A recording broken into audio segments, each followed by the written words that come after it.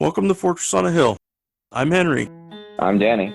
I'm Kagan. We're three leftist veterans that aim to expose the reality of the U.S. military's multiple wars abroad and to illuminate the damage military service does to Americans. American presidents throughout U.S. history have used American military and diplomatic power to force regime change of democratically elected governments around the world. Most veterans come from families vested in prior service, and American generals choose their own, ensuring diversity of thought never interferes with American warmongering. How can we stand by and do nothing while our military kills and destroys lives the world over, while telling Americans that all this death and destruction protects them from terrorists when nothing could be more false?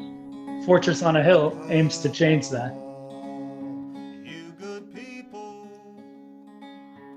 So welcome everyone to Fortress on a Hill. We are coming to you live today for a very special episode to discuss and mark the 50th anniversary of the Winter Soldier hearings. We have a really great lineup of guests that are going to discuss this with us. Those include Larry Wilkerson, Greg Daddis, the great Andrew Bacevich, Chris Lombardi, Vince Emanuele, and Giovanni Reyes, alongside our usual crew of myself, Danny, and Kagan. So for people that don't know, the Winter Soldier investigation panels summit, however you want to call it, was a 3-day event in Detroit in February of 1971, which brought combat veterans who had fought in Vietnam to testify to their personal experiences with atrocities they or their comrades committed, both against Vietnamese enemy combatants and the civilian citizens of Vietnam writ large. The hearings were preceded by the revelations of the My Lai massacre, which, unlike Winter Soldier, received major media attention and did force U.S. officials to a certain extent defend their policies in Vietnam, which caused leaders like General Westmoreland, the senior U.S. commander in Vietnam at the time, to refer to the My Lai participants as, quote unquote, a few bad apples, a comment that many veterans of Vietnam found beyond disingenuous, and alongside other dismissals by those in power, compelled them to speak out. It was organized by the Vietnam Veterans Against the War, with many of the veterans in the film who participated having never spoken of their experiences publicly prior to their testimony, nor were there many of them anti-war activists before the inquiry began. It was filmed by a documentary crew and then turned into a film, which is available on YouTube for anybody who wants to watch it. I will share the link here in just a minute in the chat. What they share is very violent and graphic, so do be forewarned about that. And of course, we're going to discuss some of those aspects this evening. But if you do have time to truly understand what we're discussing today, I would suggest watching at the very least the first 30 minutes. Danny, what do you got for us today? Well, first of all, this was a late stage thing that we came up with doing the show, and it was Henry's kind of brainchild. He had realized that this commemoration was coming up, and I'm really glad that we're taking the time to talk about it. I think tonight on the live stream, that panelist lineup, that sequence of 6 people, intergenerational, different experiences, different eras, and coming at it from different angles is really the value. One of the things we're going to do, especially up front, is we're going to bring on, historians, starting with Greg Daddis and a little later on, Chris Lombardi, who are going to just really build on that context and backstory, because so often these events, they're just kind of like taken over by different groups and they're memorialized for certain reasons, and they're taken out of their actual historical context. And so we're going to be able to really frame that with the Vietnam War historian, and then also sort of the GI dissent, military dissent historian, Chris Lombardi. I think one of the things that we're going to highlight throughout this process is that, in 2008, the Iraq Veterans Against the War did something pretty similar, right? The sort of Iraq-Afghanistan Winter Soldier hearings. And one of the things that's interesting about that, as you studied, I wasn't involved in any of that. I was still carrying water for the empire, dutifully. But what's important about it, I think, is that while they were unique events with unique individuals and their own kind of contingency and agency, a lot of the same struggles, pushback, but also emphasis and power was shared across them. And so it's worth a contrast and a comparison to analyze the legacy and relevance of, Winter Soldier 1971 and then also 2008 in this time of transition, post 9/11, to War President 4.0 of what used to be called the War on Terror. And really the only wars in American history that can be looked at that way, besides wars on the Native Americans, are Vietnam and the Philippines. And depending on how you count, Vietnam, if you look at when the first advisors go in, you're talking about 5 war presidents. So there's some similarities there, despite them being different wars. When I talk about the backlash, we're going to get into this, especially as we transition to the post 9/11 veterans. We're looking at active government and media sabotage, to some extent in 71, which I'm sure we'll get to.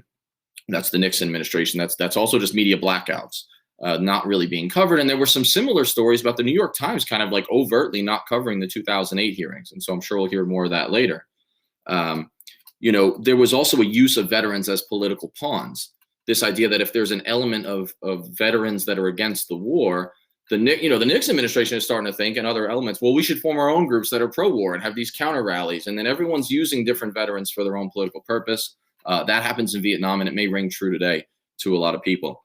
There are some missing components today. I don't think we've seen the same level of, say, celebrity support that there was in 1971. And we can argue whether that's positive or negative, or what it really means. And then I think that this idea of, what did the politicians do? And I think that there is some difference. And I'm hoping that, Colonel Greg Daddis will probably hit on this, as well as Chris Lombardi, and maybe even some of our Vietnam vets. But, you had folks like Senator Mark Hatfield, who read this into the record. He's this kind of old-fashioned Republican dying breed, although I think this one we should just say dead breed of, World War II veteran who then breaks with his party a whole lot, especially on foreign policy, opposes the Vietnam War, somewhat, in favor of the nuclear freeze movement, and then even one of the only 2 Republicans to oppose the Gulf War. And then, of course, there's the Fulbright hearings that follow. I think we saw probably a little bit less than that in terms of political support in 2008, although there were, of course, the Progressive Caucus holding some hearings. So I think that the key here is to look at some of the relevance and, kind of let our speakers do the talking, because we've got a great panel tonight. I'm really excited about it on short notice. Kagan? Oh, I was just going to reiterate a lot of what you said, honestly. Just paying attention to, what is the purpose of veterans when they speak? How is the narrative portrayed? What does it was funny that it was ridiculous that this was basically not covered outside of Detroit. Like, nobody wanted it to be a big thing. Everybody wanted to just make it as hush hush as possible. And I found that to be, not uncommon, but it's just, again, just more evidence that our government just cannot take any criticism, never wants to have its legitimacy challenged. And that's exactly what issues like this does. And it just shows that, what happens when we go into a country without any real objective of trying to help people, just trying to create more war. Oh, yeah. Well, with that, I think that for once we're going to do less talking than usual. And, I'm going to briefly introduce, we're each going to kind of take the panelists in sequence. First up is Greg Daddis. And, for those who don't know his work and his career, he's a 1989 West Point graduate, he's a professor of history, retired U.S. Army full colonel. He was in Desert Storm as well as Iraqi Freedom. Now he is a professor of military history at San Diego State. Before that, he was at Chapman University. His specialization really is history of the Vietnam Wars and Cold War era. Prolific author, 5 books, most recently Pulp Vietnam, which is totally worth checking out. And his columns have been all over the place, right? But in some of the mainstream places, New York Times, Washington Post, LA Times.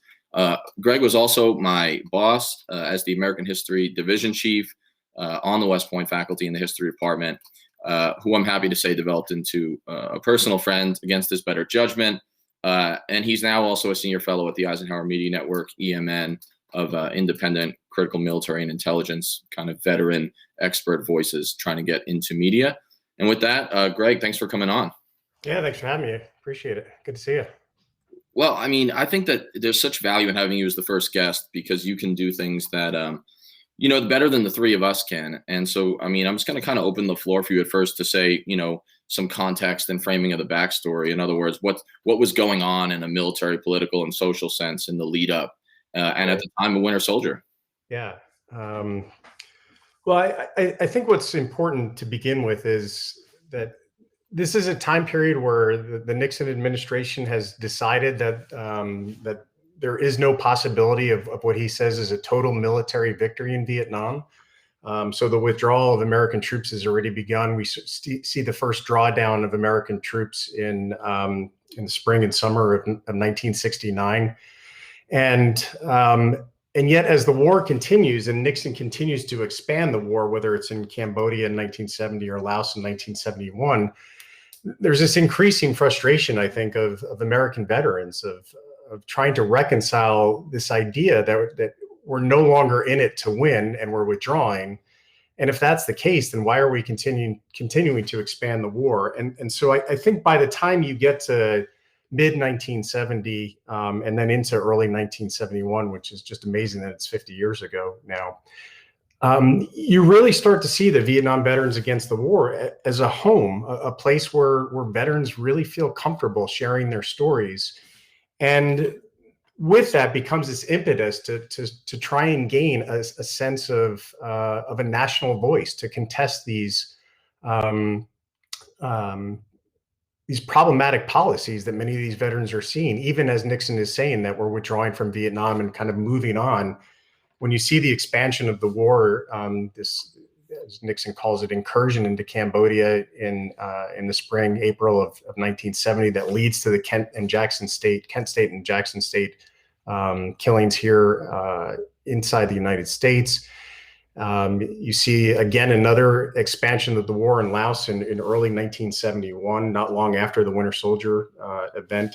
And so I think there's a real concern among veterans of trying to reconcile what's going on. And so the backstory for these specific hearings in January of 1971 is that the Vietnam Veterans Against the War, the VVAW, trying to demonstrate that it can have a national voice. And what it does in over the Labor Day weekend in 1970 is it plans this simulated search and destroy mission inside the United States, and they dub it Operation Rapid American Withdrawal, Operation RAW. And what they call it is guerrilla theater. And so what the planners do is they organize this in a way that's going to be the first national demonstration against the war that's run by the Vietnam Veterans Against the War. And so what you do is you see these veterans are working hand in hand with peace activists, and they march from Morristown, New Jersey, the former headquarters of George Washington and the Continental Army, to Valley Forge, Pennsylvania. And along the way, they conduct this guerrilla theater, these mock search and destroy operations across this path as they're moving from New Jersey into Pennsylvania. And they reenact Vietnam village sweeps. They conduct kidnapping of actors that are posing as Vietnamese civilians, and they demand intelligence from the local community. They're handing out flyers that are saying, a U.S. infantry company just came through here.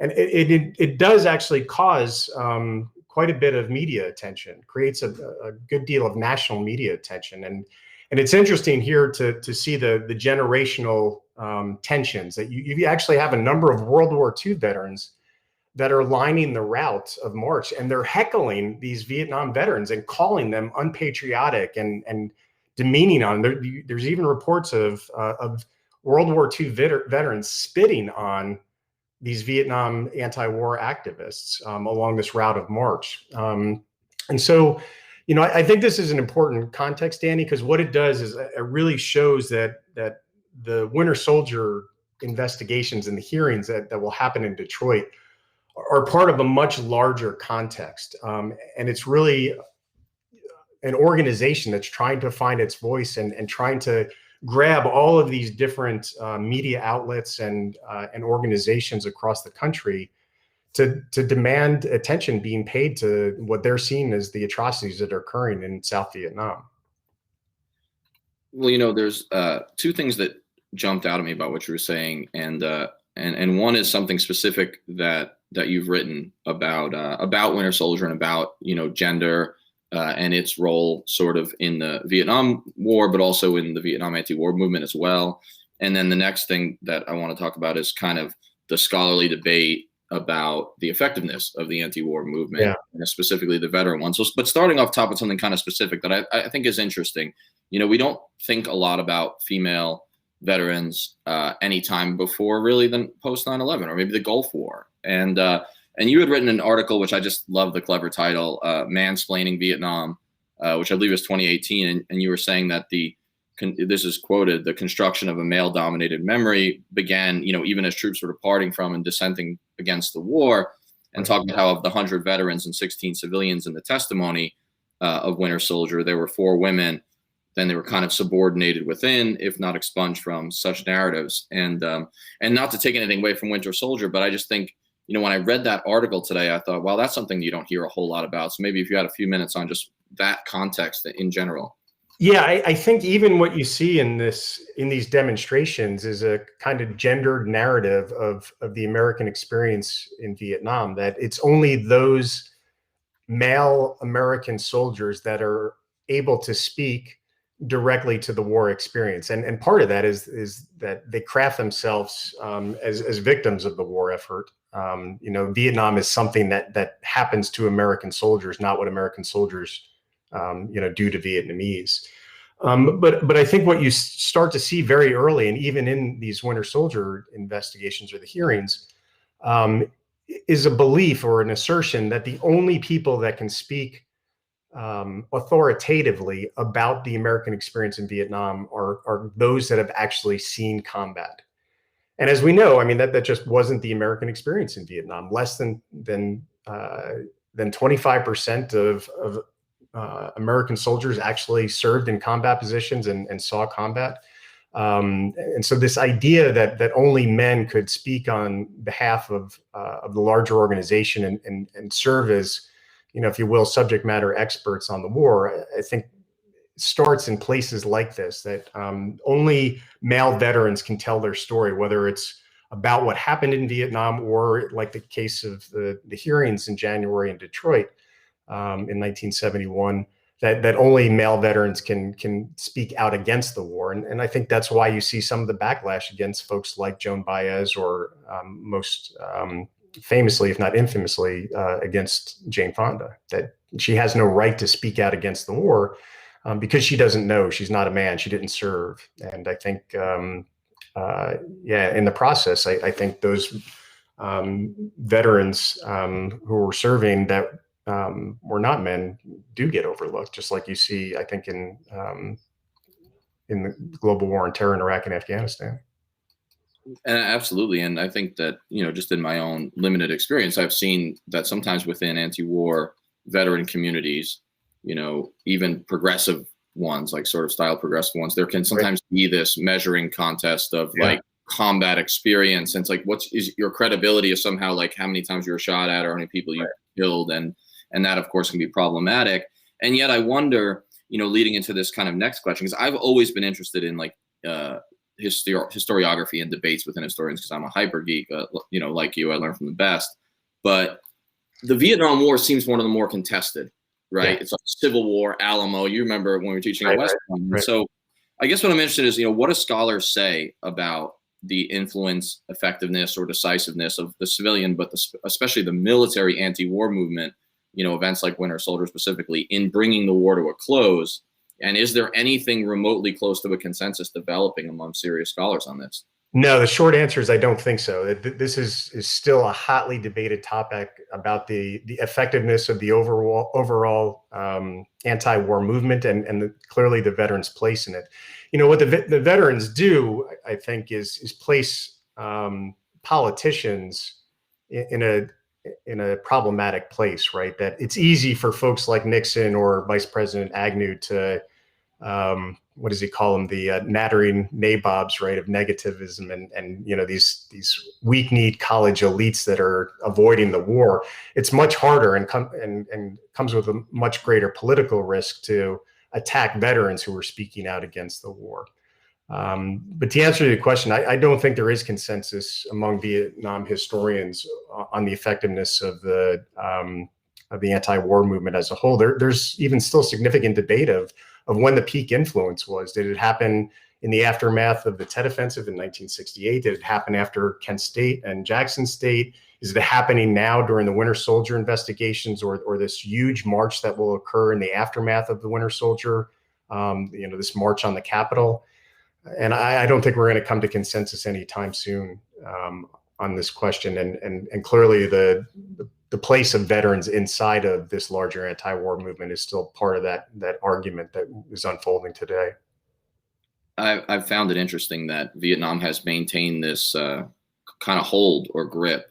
Maybe it's lessening a little, but it's still pretty pervasive. It seems that from El Salvador 1979 at least, right through, it's like people will look at Central America, they'll look at the Gulf War, they'll look at Iraq and Afghanistan, and then they see it through some sort of Vietnam lens, but it doesn't always seem that it's an accurate one or even factually accurate. Why do you think that is? Why the hold of that? I think in large part because it's still Americans in general wrestling with the fact that this is the first episode in the post-World War II era where we're confronted with the limitations of American power. And I've said this many times. I mean, this is why we continue to struggle with Vietnam, is because it doesn't fit the narrative of American exceptionalism and the standard narrative of progress over time.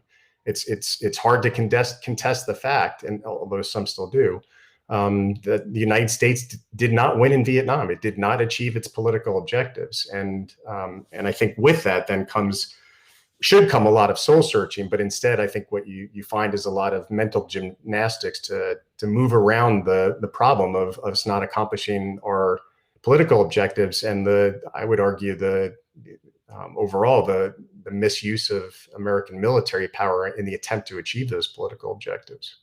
And I think that's what you see these veterans speaking out against. They're seeing the political conflict unfolding inside South Vietnam. They're seeing how the application of armed forces upsetting that political conflict and not doing anything really to solve it. In fact, making it much, much worse, especially for Vietnamese civilians.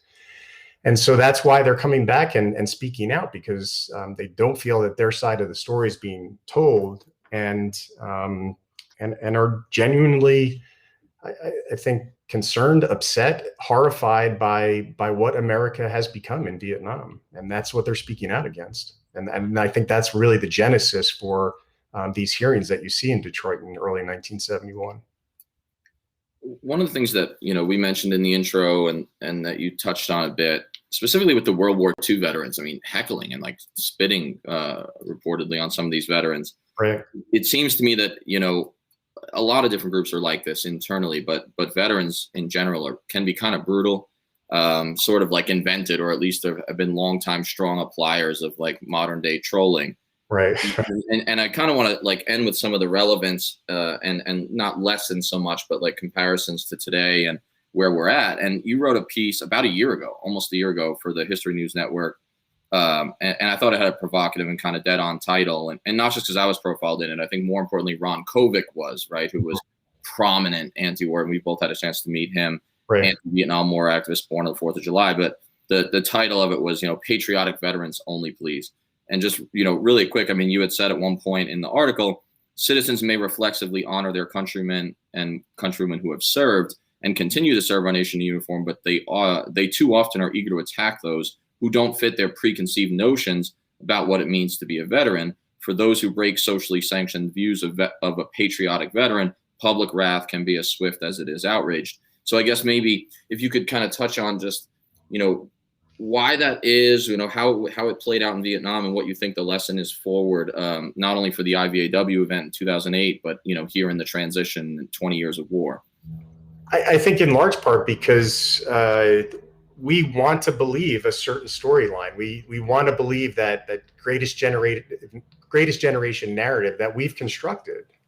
This idea that selfless citizen soldiers go off to war, they fight a good war for very positive ideals, and then come back and are honored for their service and very easily reintegrate back into society and continue their service to the country in different ways. And I think what you see in the Winter Soldier hearings is a bunch of veterans contesting that narrative and saying quite simply that it's not true, that they're sharing this testimony and allegations of atrocities and criminal behavior. And, you know, the opening statement from this Lieutenant William Crandall talks about Americans going overseas to preserve the peace. And instead, as he says, all we did was set all of Indochina aflame. And I just don't think that that's a message that most Americans want to hear. You know, they're arguing that My Lai is not an isolated incident, and they're arguing that war is an atrocity-producing situation that's bordering, as one veteran says, on full and final genocide. And that's not the narrative that Americans want to hear. They want to hear that we go overseas, we send our strong, young, good men overseas, and they represent us well. They achieve their objectives. They help spread democracy and American values and ideals, and then come home as victors. And these veterans are speaking in completely different language of burning villages and cutting off ears and torturing prisoners. And the testimonies make it sound like the entire U.S. Army is just this ruthless mob that is running across all of South Vietnam. And that's just not the story that we want to tell ourselves. And I think with that then comes a backlash. And so if you don't fit that model, that constructed model of a patriotic veteran who is proud of his service, I think there are consequences for that. And you do see pushback against the VVAW as it continues to tell this story in Detroit, and then certainly as it moves on to DC in April on its march on the Capitol. Danny, Andrew Basovich here. May I ask a couple of questions of Greg? Please do, sir. Greg, where does Korea fit in this narrative that you're describing? In other words, World War II, the good war, right?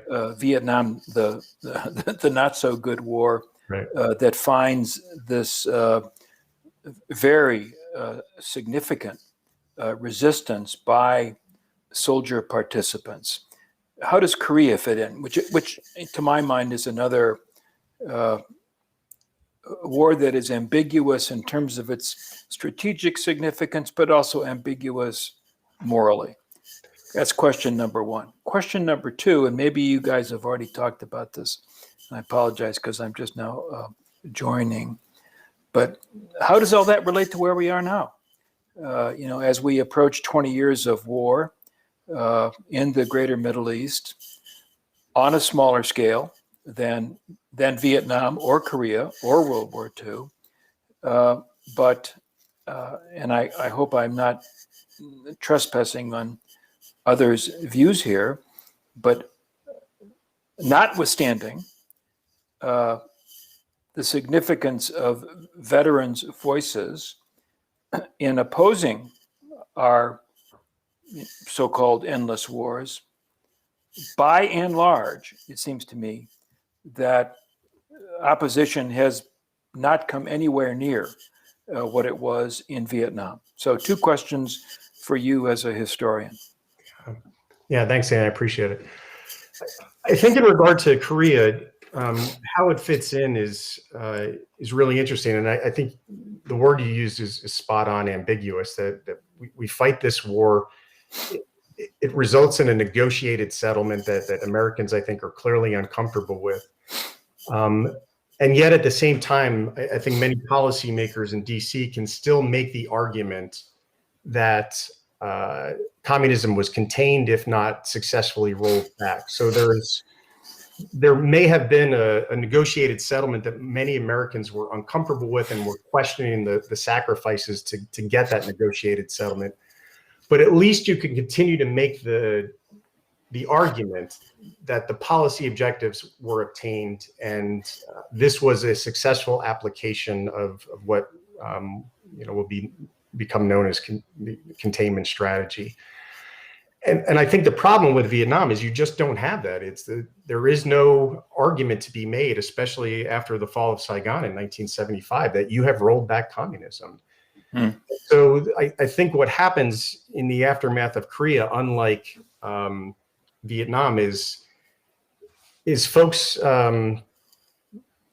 move away from the argument as quietly as they can. They accept the negotiated settlement and they move away from it. And I think, obviously it becomes known as the Forgotten War for a reason. And I think it's because of that. It's that negotiated settlement allows us to move the conversation elsewhere, where Vietnam just doesn't afford you that opportunity. I think I agree with that. And what I would add, though, is that, and tell me if you disagree, during Korea, the argument that communism was a monolith, that the Kremlin was calling the shots, and that whatever happened anywhere in the communist world was an expression of this conspiracy that posed a threat to the United States, a threat of the highest order. By the time we get to Vietnam, particularly as the level of violence escalates, and tell me if you disagree with this, American intellectuals begin to engage with the rationale for the war. The argument of, the communist monolith disintegrates. Right. The realization that, for example, China doesn't take its marching orders from the Kremlin doesn't pass muster. The realization that the Vietnamese, in fact, have at best a complex relationship with the Chinese, the whole thing kind of falls apart.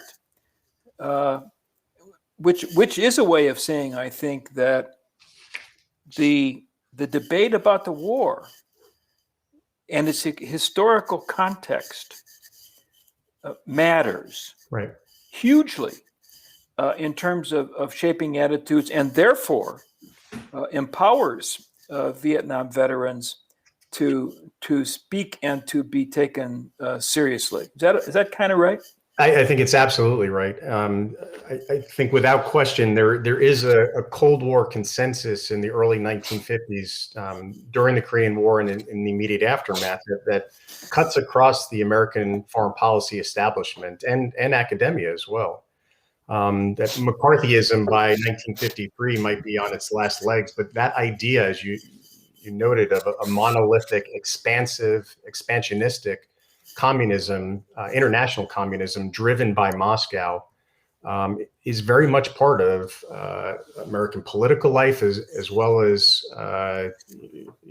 American cultural understanding of what the Cold War is turning into.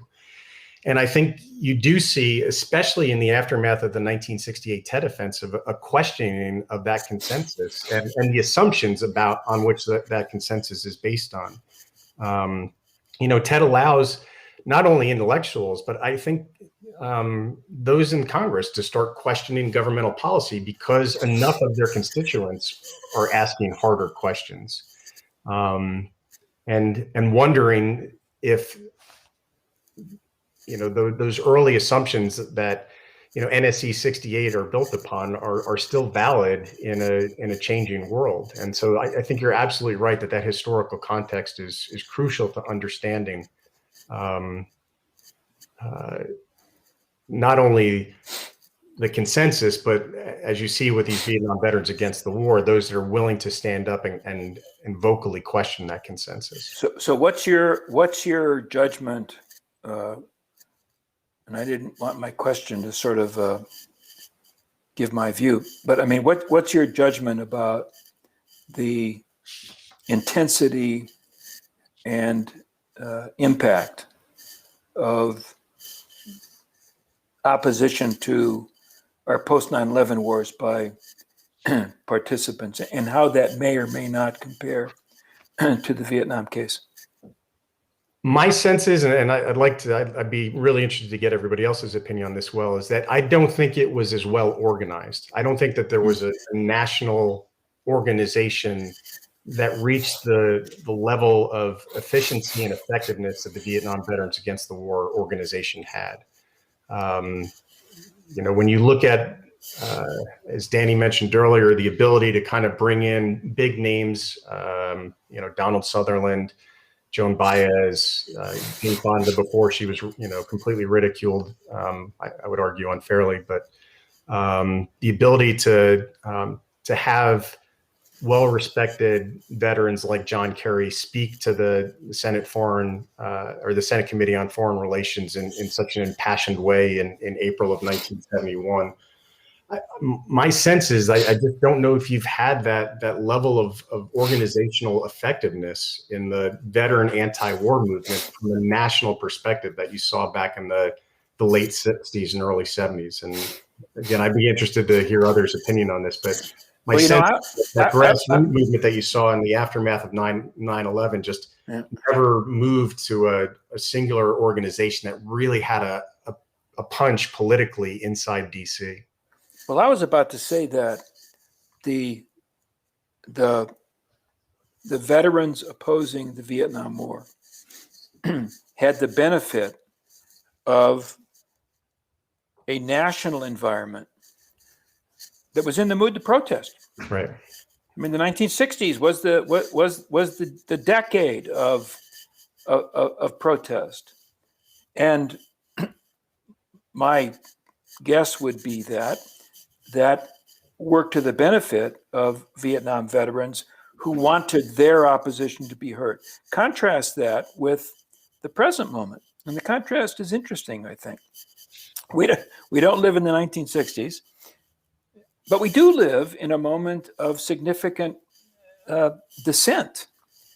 I think I would say that the principal target of dissent would relate to race, not exclusively, but I mean that's I think the big issue on the nation's kind of protest agenda. But again, here, let me know what you think. It doesn't seem to me that has benefited the veterans' protest effort. In other words, there's a lot of people who are upset about racism in America, and they ought to be. Right. The number of people who are upset about militarism in America, in my personal opinion, is a hell of a lot smaller. Right. Why is that? Why don't those two sort of protest themes reinforce one another? Do the 9/11 attacks make it more difficult to protest American foreign policy? Because if you are branded as protesting foreign policy in the post 9/11 era, does that not only make you unpatriotic, but also clearly you don't? I think that's got to be it. In other words, it's one thing to claim that the Gulf and Tonkin incident was contrived and bogus. A little bit different to say the same thing about 9/11. I think that's a very good point. And I think you see this in I did a review of H.R. McMaster's recent book Battlegrounds, and you see that argument in the former National Security Advisor's work that if you don't agree with me, then you're putting America at risk, because America in the post 9/11 moments that we're still living in 2 decades later is by far the most dangerous era the United States has ever been in. And if you don't believe in my argument for militarization of American foreign policy, a coercive approach to our relations overseas, then you are naive and in the process of that naivety, you're putting America at risk. And I don't know if that was the case back, even in the Cold War. You're affirming my decision not to read McMaster's book. So I'm really glad that this conversation kind of kicked off. You know, I mean, it's like we always have a plan for sequence until something interesting that's worth commenting comes up. So I was hoping that, you know, before we let Greg go and give his kind of final comments and then focus a little bit on some specific questions for Colonel Bacevich for Andrew, Giovanni Reyes, who's been a leader in About Face, Iraq Veterans Against the War, kind of pulled me into the organization when I was still on active duty. I thought maybe he could weigh in a little bit on some of the, you know, the perspective and experience from the post 9/11 vets. You know, he'll be on later to tell his specific story, but I think it could be valuable now. Hi, thank you guys for inviting me. But I wanted to point out interesting conversation that just going on about the post 9/11 era and why the protest is not as it was in the 1960s. I went to see Kathleen Cleaver, former Black Panther, at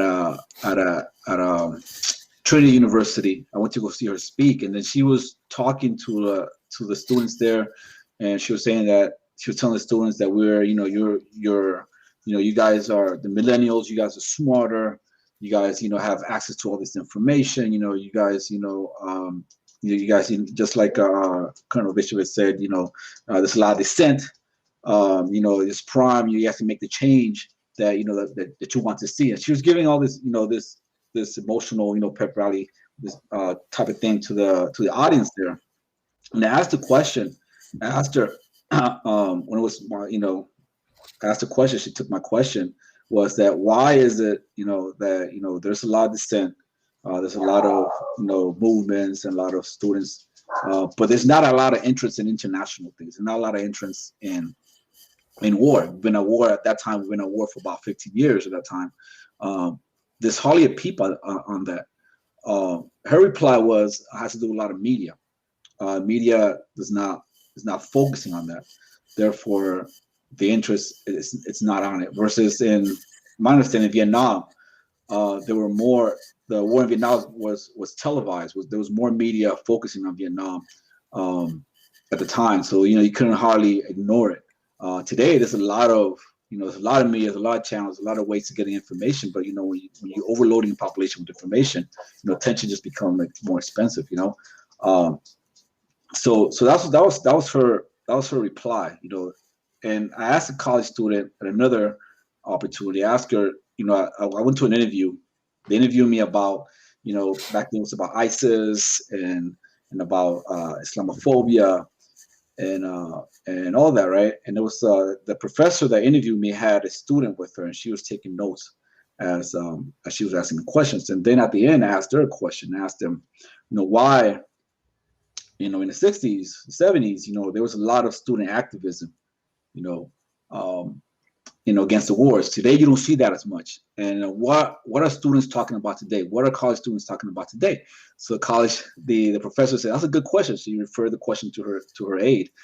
And her reply was, well, what's pressing our mind, what's foremost in our mind is, how are we going to pay this debt, this college debt? That's the first, that's what's pressing, and how are we going to get a job, so after I graduate college, that was her main concerns. And also at the lesser concern, but not so much lesser, but another concern that according to her, a lot of college students have is more in a realm of identity, of identity politics, in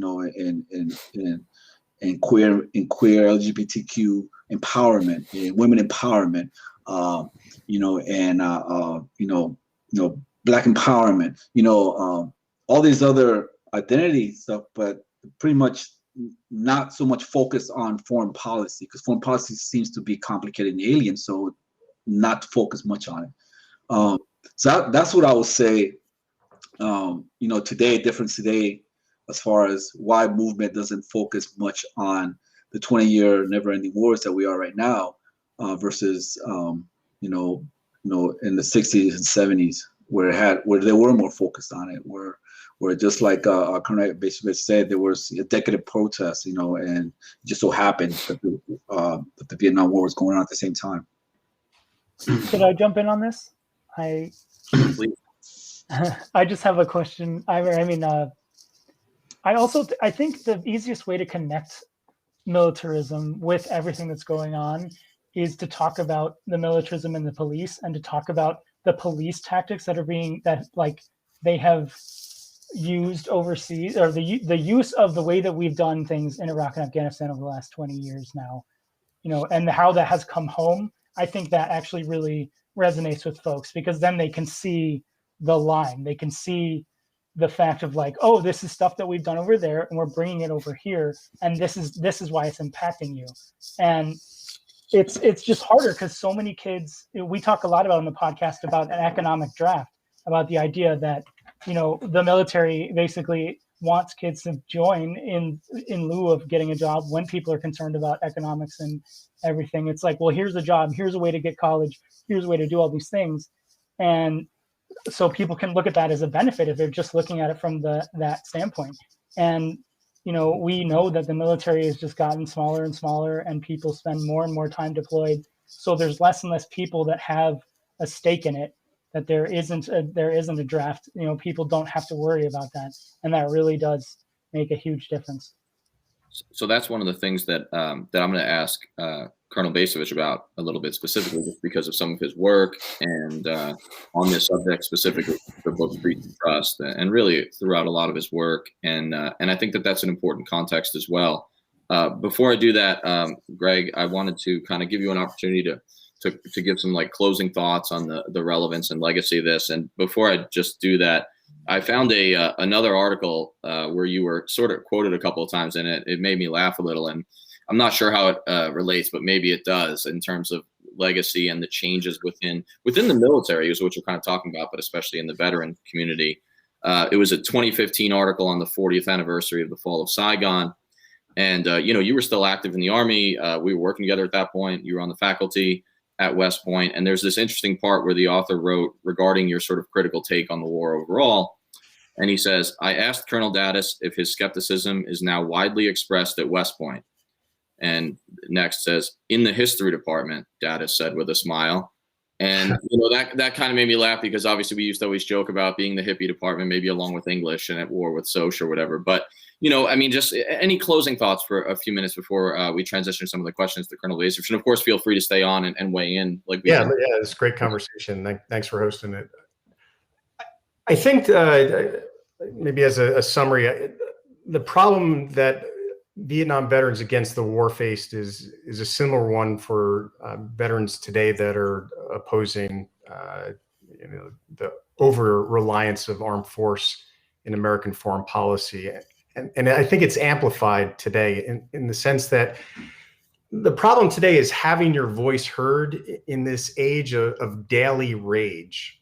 And clearly the VVAW encountered similar resistance in getting their message out. But I think the challenge, especially in the immediate post-Trump era, is that we have so much to recover from in terms of all these domestic body blows that we've suffered, in terms of the pandemic and the economy and white supremacists and income inequality and police violence. And the challenge with all of this is, as folks are getting on social media and daily just raging against the problem of the day, is how to inspire Americans to push back in an effective way against the militarization of American foreign policy, if not militarization of American society, when there are all these other domestic issues that are unraveling at such a quick pace on a daily basis, that are having such a huge impact on many Americans, if not majority of Americans. And so, for an organization like a veterans organization against the militarization of American foreign policy to find a voice in this environment, I think is the key challenge. And perhaps there are ways for us to go back and and do some better historical analysis of the Vietnam veterans against the war to see how they were able to get that national voice and have that voice heard, to the point where they were able to have representatives from their organization giving impassioned testimony in front of the Senate, and at least in some way we can debate the effectiveness, but having some impact on the overall anti-war movement. Let me respond to that, which I think is exactly correct. And I would add this additional factor. It has to do with our politics at the present moment. So, we got a two-party system. Republican Party, for all practical purposes, has abandoned any conception of any principle whatsoever. Whether the party will reconstitute itself in a meaningful way very much remains to be seen. The Democratic Party, it seems to me, is divided between a progressive wing and a centrist wing, and the centrists have prevailed.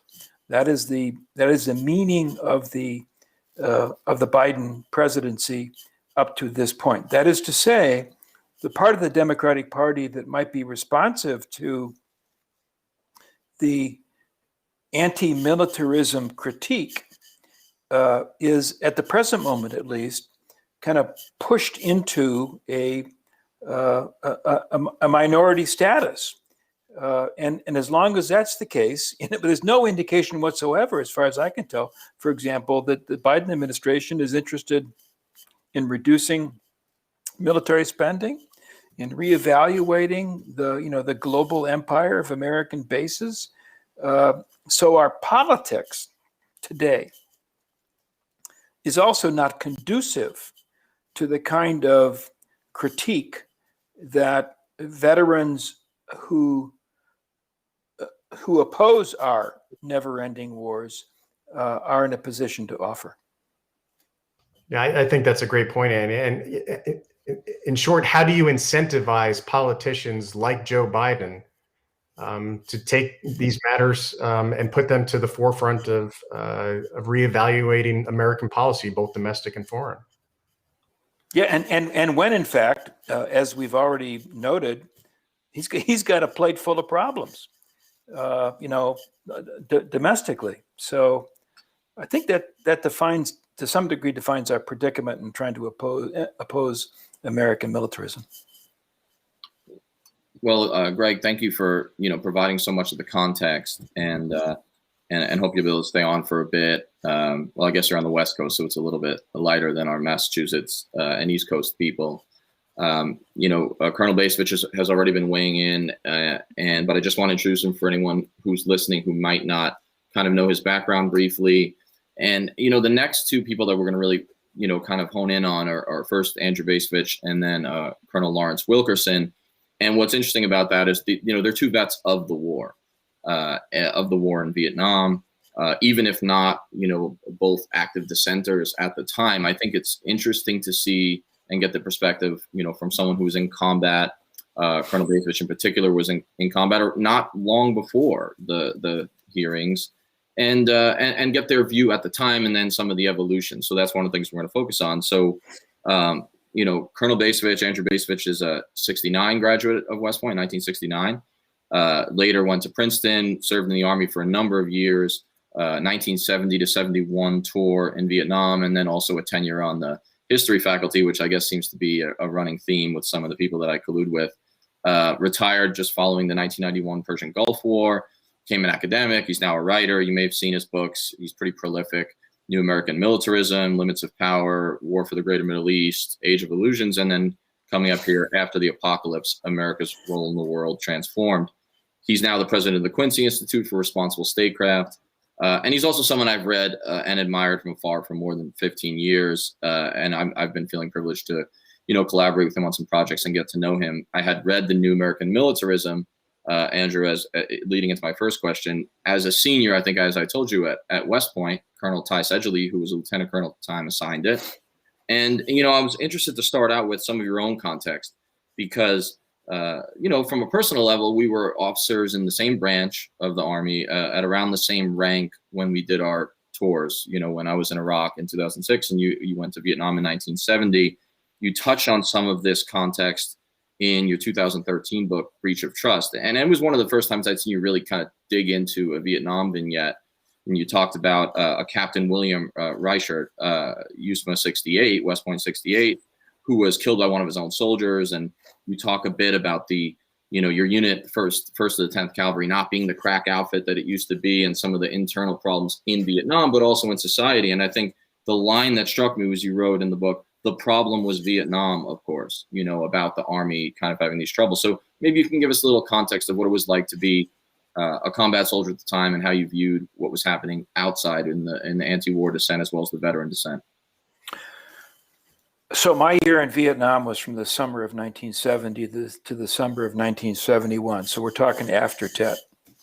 We're talking during the Vietnamization period. That is to say, when the policy of the Nixon administration was to turn over the conduct of the war to the Army of the Republic of Vietnam, ARVN, in order to facilitate the continuing withdrawal of U.S. forces.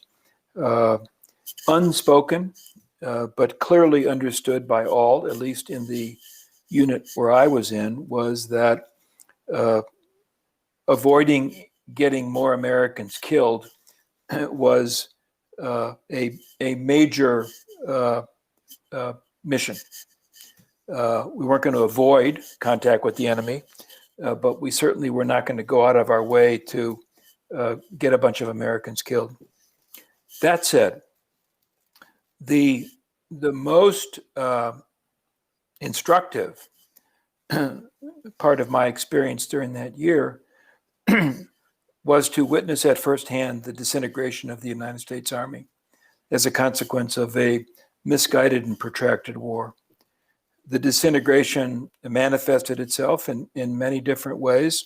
Erosion of discipline, really almost unbelievable racial conflict in the ranks, very widespread drug abuse, a contempt for the chain of command, and just kind of, and I do not want to suggest that this was the case in every other unit at that time. I'm only saying this was the case in my unit at that time. Somebody kind of holding things together posed a bit of a challenge. I was not well informed, I think, about the historical context of the war. I did not wish to think very deeply about the political controversies surrounding the war back home. I wanted to do my duty and not embarrass myself and go home. But the experience stuck with me. And really my education with regard to Vietnam only began after I derosed. And I began by reading books about the French Indochina War. It was a way to sort of put my foot into the issue without actually dealing with it directly. In other words, to examine what the French experienced from the end of World War II until 1954 and Dien Bien Phu and their success. And I was rooting for the French because I saw the war as an anti-communist episode, and I didn't see it as an anti-imperialist episode. And so I was rooting for the French, and of course they lost. My education with regard to the war continued in subsequent years as a result of a lot of reading and a lot of reflection.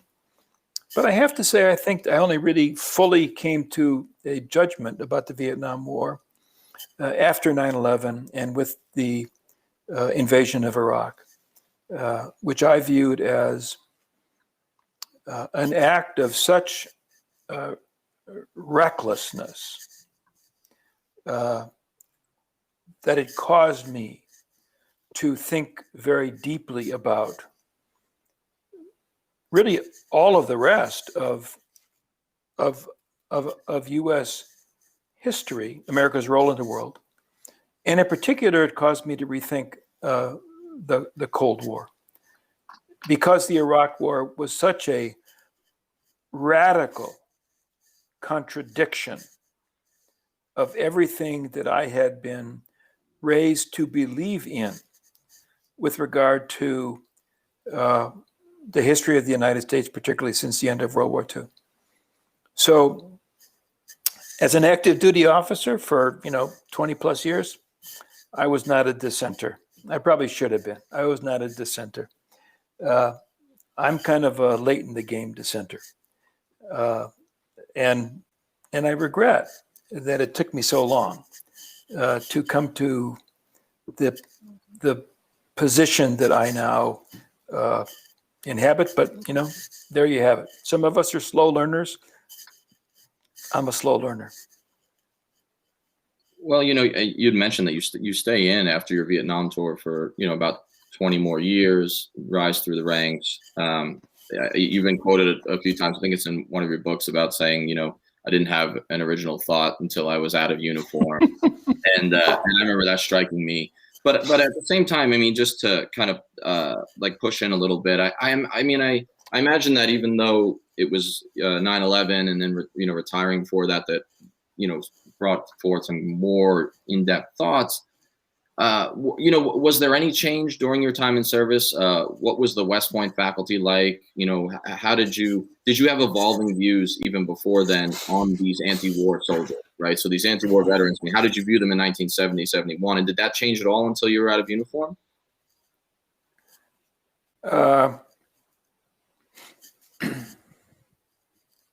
I think that I imagined myself to be, as an active duty officer, I imagined myself to be something of an independent thinker.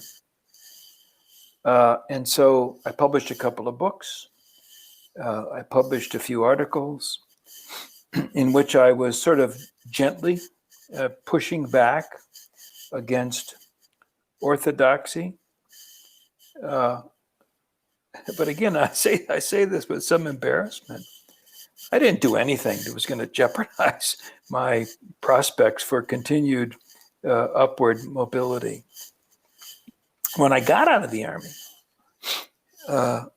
it was not an easy transition, to go from this way of life to a new way of life.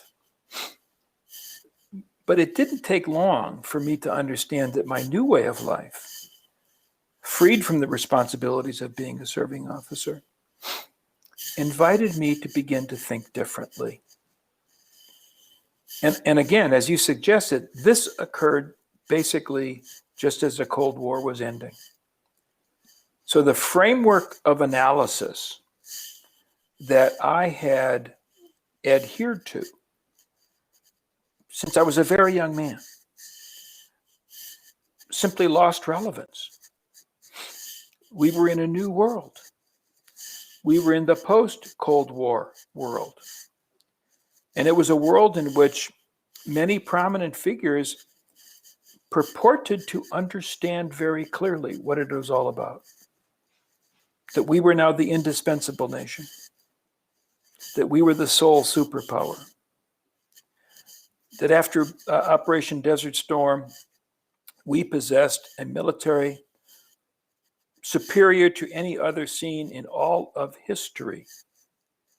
That the triumph of liberal democratic capitalism was now inevitable. All we needed to do was to push on this open door, and it was all going to happen. So I began to watch this narrative unfold, and to me, as a former soldier, the overarching theme of this new narrative was a conviction that by putting American military power to work, we can fix any problem that we confront. So the post-Cold War world is a world of intense military activism. And after 9/11, military activism results in miscalculation, tragedy, and basically squandering the position to which we had risen by the time of the fall of the Berlin Wall. That was my story. And that's really the story that I've been kind of trying to tell for the last couple of decades.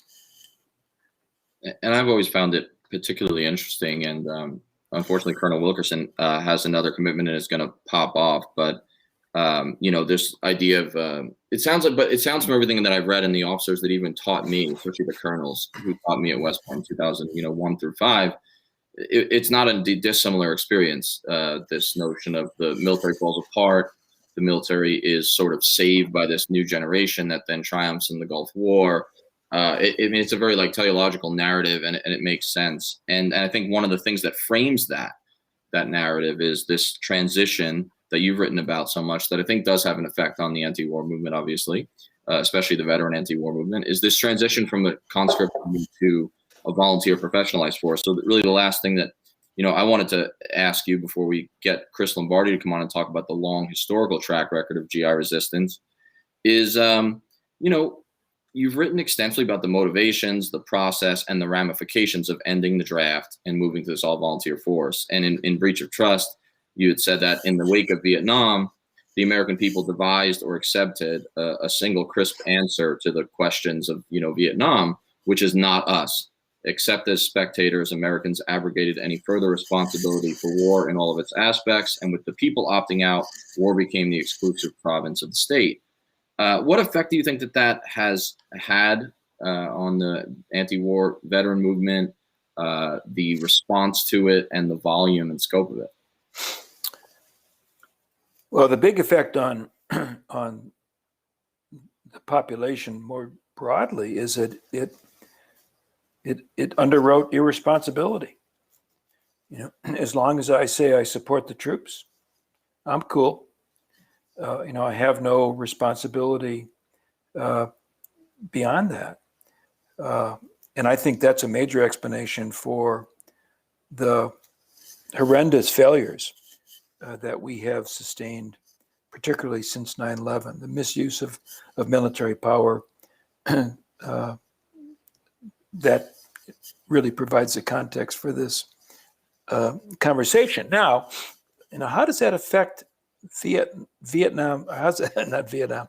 How does it affect veteran opposition to misguided military policies?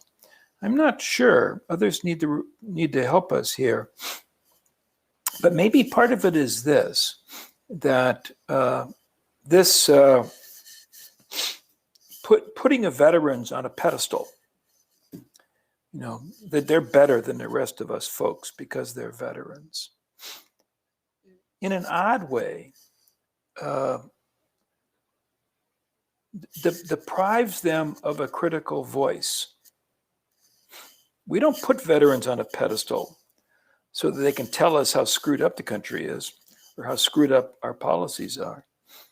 In a sense, we put them on the pedestal so that they can affirm that the sacrifices they have made in Iraq, Afghanistan, or wherever were, quote unquote, worth it. I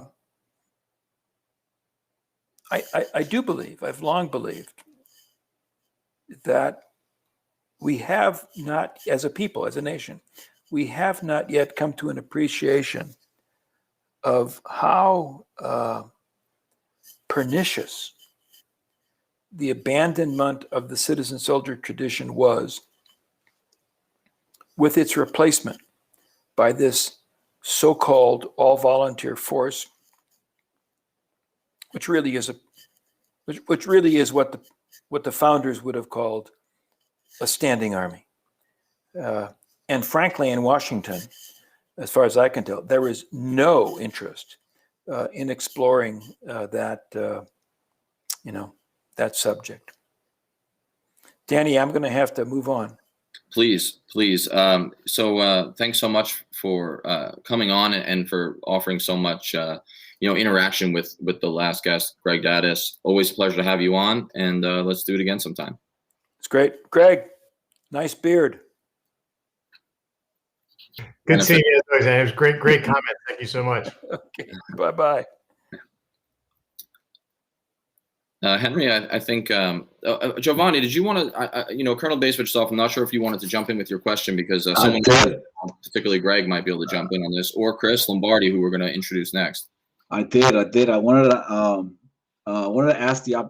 take the opportunity to ask both Colonel Bacevich and Colonel Wilkerson, and Colonel Bacevich hit some of the points there. As far as a question was, were there, in comparison to Vietnam, the 60s to today, and the lack of the anti-war movement that was part of the 1960s, right?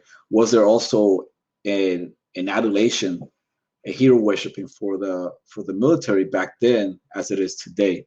And also, I wanted to ask if he feels that the 1980s is partially responsible for cultivating the culture of soldier worshiping, military worshiping, of cultivating that,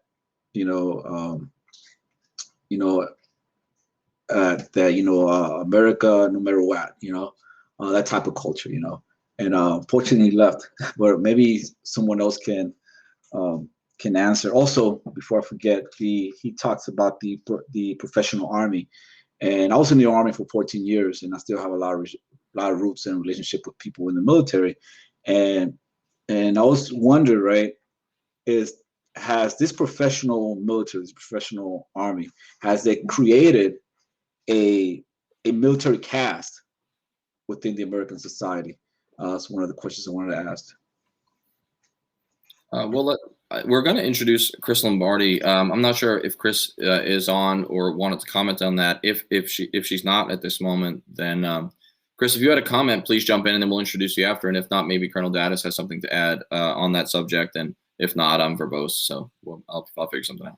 It's two great questions.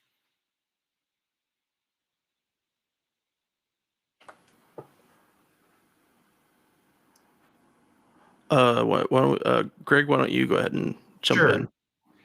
Yeah, I think I think there is something to be said for the Reagan era and the rehabilitation of the American combat soldier in Vietnam, a part of where we're at today. This idea, as Susan Jeffords called it, the remasculinization of America in the aftermath of Vietnam, to take this pretty traumatizing historical event for many Americans and recast it as actually Jimmy Carter will start this, and then obviously Reagan will run with it. This idea that Vietnam was in fact a noble cause, and the redemption of the veteran occurs, I think, very much in the 1980s. You see it in popular culture, right? That we move from the traumatized veteran in the 70s, from Taxi Driver and Coming Home, to when you get to the 1980s, you're now seeing a much more remasculinized and rehabilitated veteran in Rambo and Chuck Norris Missing in Action films, and Arnold Schwarzenegger, that all of these hyper masculinized veterans are demonstrating that America is back in a forceful manner. And I think the pendulum then continues to swing into the post 9/11 moment, where there is a collective, I would argue, a collective national guilt for how Americans treated Vietnam veterans. And we want to ensure then that doesn't happen again as veterans come home from Iraq and Afghanistan. And so you do see this reflexive adulation, veneration for the veteran, to the point where I think it limits the breadth of conversation, that we can't have an honest discussion about how much money we are spending, god awful amounts of money we're spending on the defense budget, for fear of being branded as not supporting veterans. And I think that is in large part a reaction to the American experience in Vietnam and that rehabilitation process that occurs in the 1980s. And we're fearful of having conversations about the militarization of foreign policy for because we may then politically be branded as unpatriotic, not supporting the veteran, and nobody wants to stand up for that, especially if you're running for political office. No, I think that the Reagan pivot is really important. One of our one of your former instructors and my former colleagues, Ben Griffin, writes about Reagan and film and culture. And this guy, this is a president who says that Vietnam was a noble cause. It's like a full rehabilitation, and then this sense of a national penance. And I wonder how much of the adulation comes out of that. I mean, some of it's cynical, of course, in order to perpetuate wars, but I think some of it becomes culture that takes on an inertia of its own. You mentioned film. I mean, the 1980s are the most sanitized war films of all time, and I grew up on them, right? I mean, Top Gun is ridiculous, and Rambo is ridiculous in a number of ways, and so different from the dark classic 70s film. With that being said, I'm going to pivot over to Henry because I think that Chris Lombardi, with her scholarship and just broad focus of the long track record of this, like GI resistance, is going to be able to probably speak to a lot of some of these same things in the questions that Henry has for her and that our discussion that develops. So let's bring Chris in and kind of talk this piece.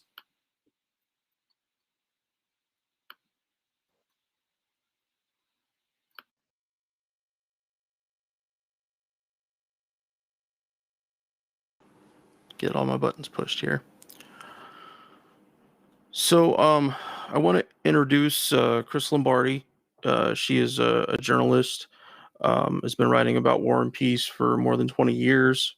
Her work has appeared in The Nation, the Philadelphia Inquirer, and WHYY.org. She is the author of the amazing new book, I Ain't Marching Anymore, Dissenters, Deserters, and Objectors to America's Wars, which came out in November. We spoke with her specifically on her book back in late October or November. So if you'd like to listen to that, please check that out in our podcast episodes. She also has a new piece that's out today referencing that 50 years ago, Winter Soldier exposed the Vietnam War as one long war crime. So, Chris, thank you for joining us, and I'm really happy you're here to have this discussion with us.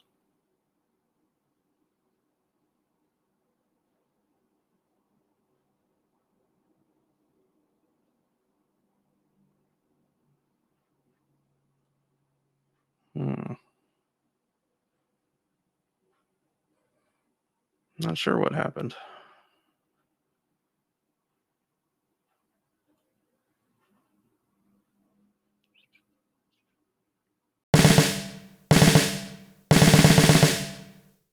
The guys and I love doing the podcast. Being able to share our experiences in the military with allies and supporters means the world to us. But we can't do all the work. We need you to share an episode of ours with someone, anyone whom you might think would be affected by it. Young people looking to join the military or parents advocating for one, conscientious citizens who care about the violence the U.S. wages in their name, advocates for women and people of color who understand the harsh environment the military creates for minorities and inflicts on minorities across the globe, and anyone else you think it might affect. Please take a moment and share this with them. Our podcast is supported in a few different ways. First, there's Patreon, where we're blessed to have an array of wonderful supporters, helping the guys and I pay for some of the podcast's expenses. Those who contribute $10 a month or more will be mentioned right here as an honorary producer, helping keep you, our listeners, stocked with new episodes. But you don't have to contribute $10 a month to help us. For as little as $1 a month, you can help keep us going, paying for hosting and storage fees, transcribing old and new episodes, promoting and expanding the podcast, and more I'm sure I can't think of at the moment.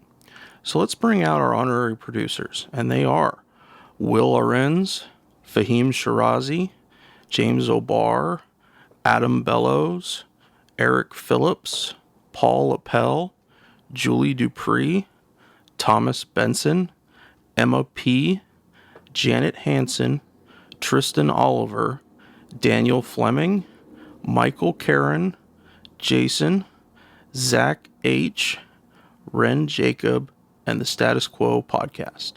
Your contributions are wonderfully helpful to us. Thank you so much. However, if Patreon isn't your style, you can contribute directly to us through PayPal at paypal.me/Fortress on a Hill. Or please check out our awesome store on Spreadshirt.com for some great Fortress merch. The link is in the show notes. And now, let's get back to the podcast.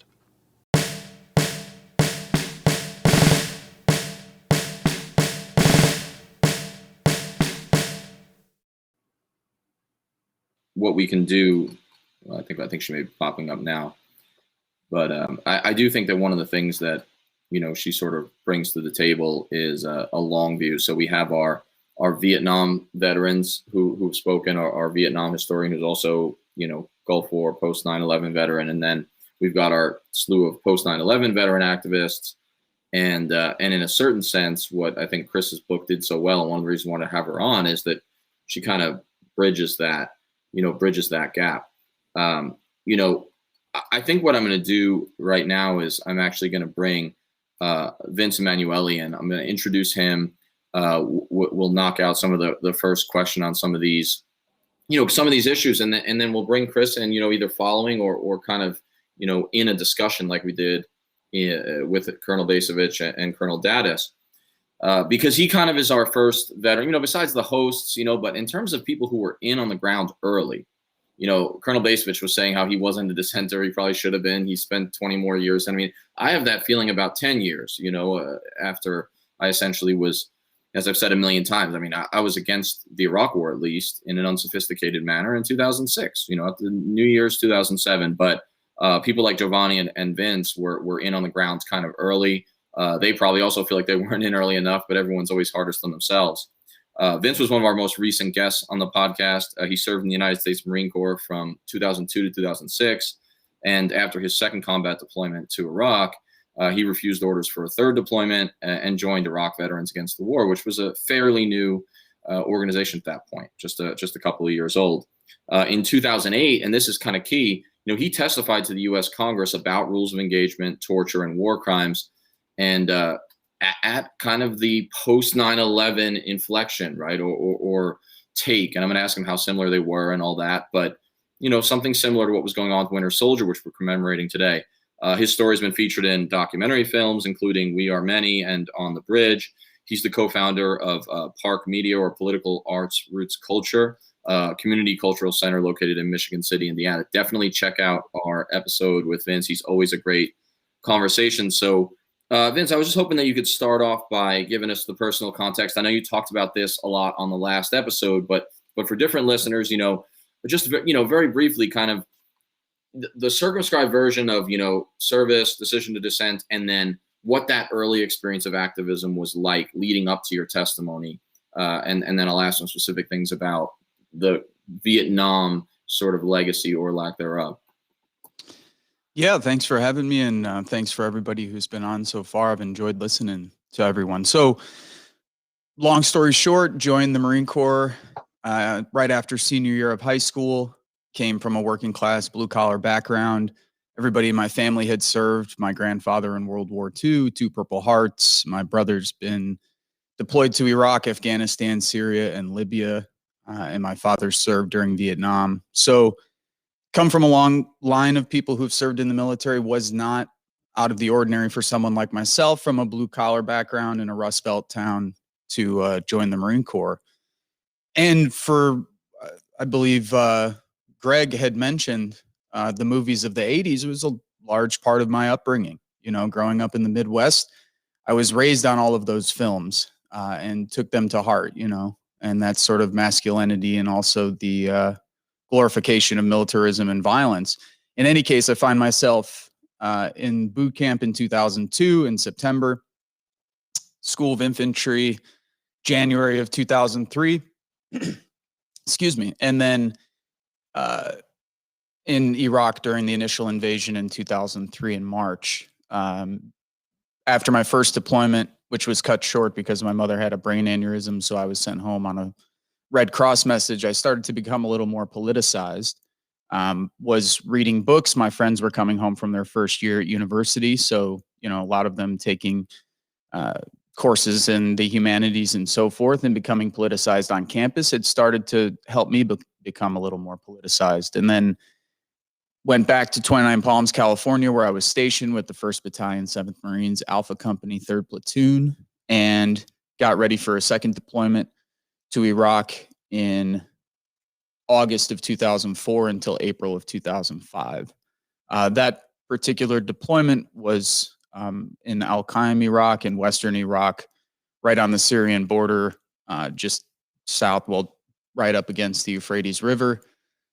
It was during a particularly violent period of the war, and it was really the Wild West. I know Henry was there a couple years after I was there, and we talked about this during the last podcast, and it was a horrific experience. I mean, the things that my fellow Marines were participating in and doing were the very worst things you could possibly imagine. So, shooting and killing innocent civilians at checkpoints and during house raids, and beating up and torturing and sometimes killing prisoners, taking pictures with dead bodies, mutilating dead bodies, so on and so forth. And these were all the things that I eventually went on to testify about, both during the Winter Soldier hearings in Silver Springs, Maryland, but then again after that to Congress when we.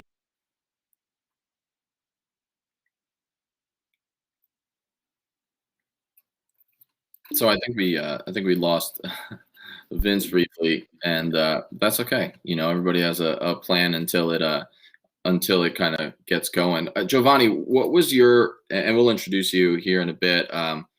What was your role in Iraq Veterans Against the War? Oh, great. So we'll. Sorry about that. We'll stick with Vince as soon as he hops in. Because what I want to ask Vince is, I'm going to do the lead in. I'm going to ask Vince about the extent to which, the 2008, Winter Soldier was, informed by, studied, as part of the legacy, and how it may have been similar and different. And I was looking at a contemporary at the time, June 2008 article in the American Prospect, and it had this to say about the hearings that Vince eventually was involved in and testifying before Congress after. It said, Iraq Veterans Against the War. This is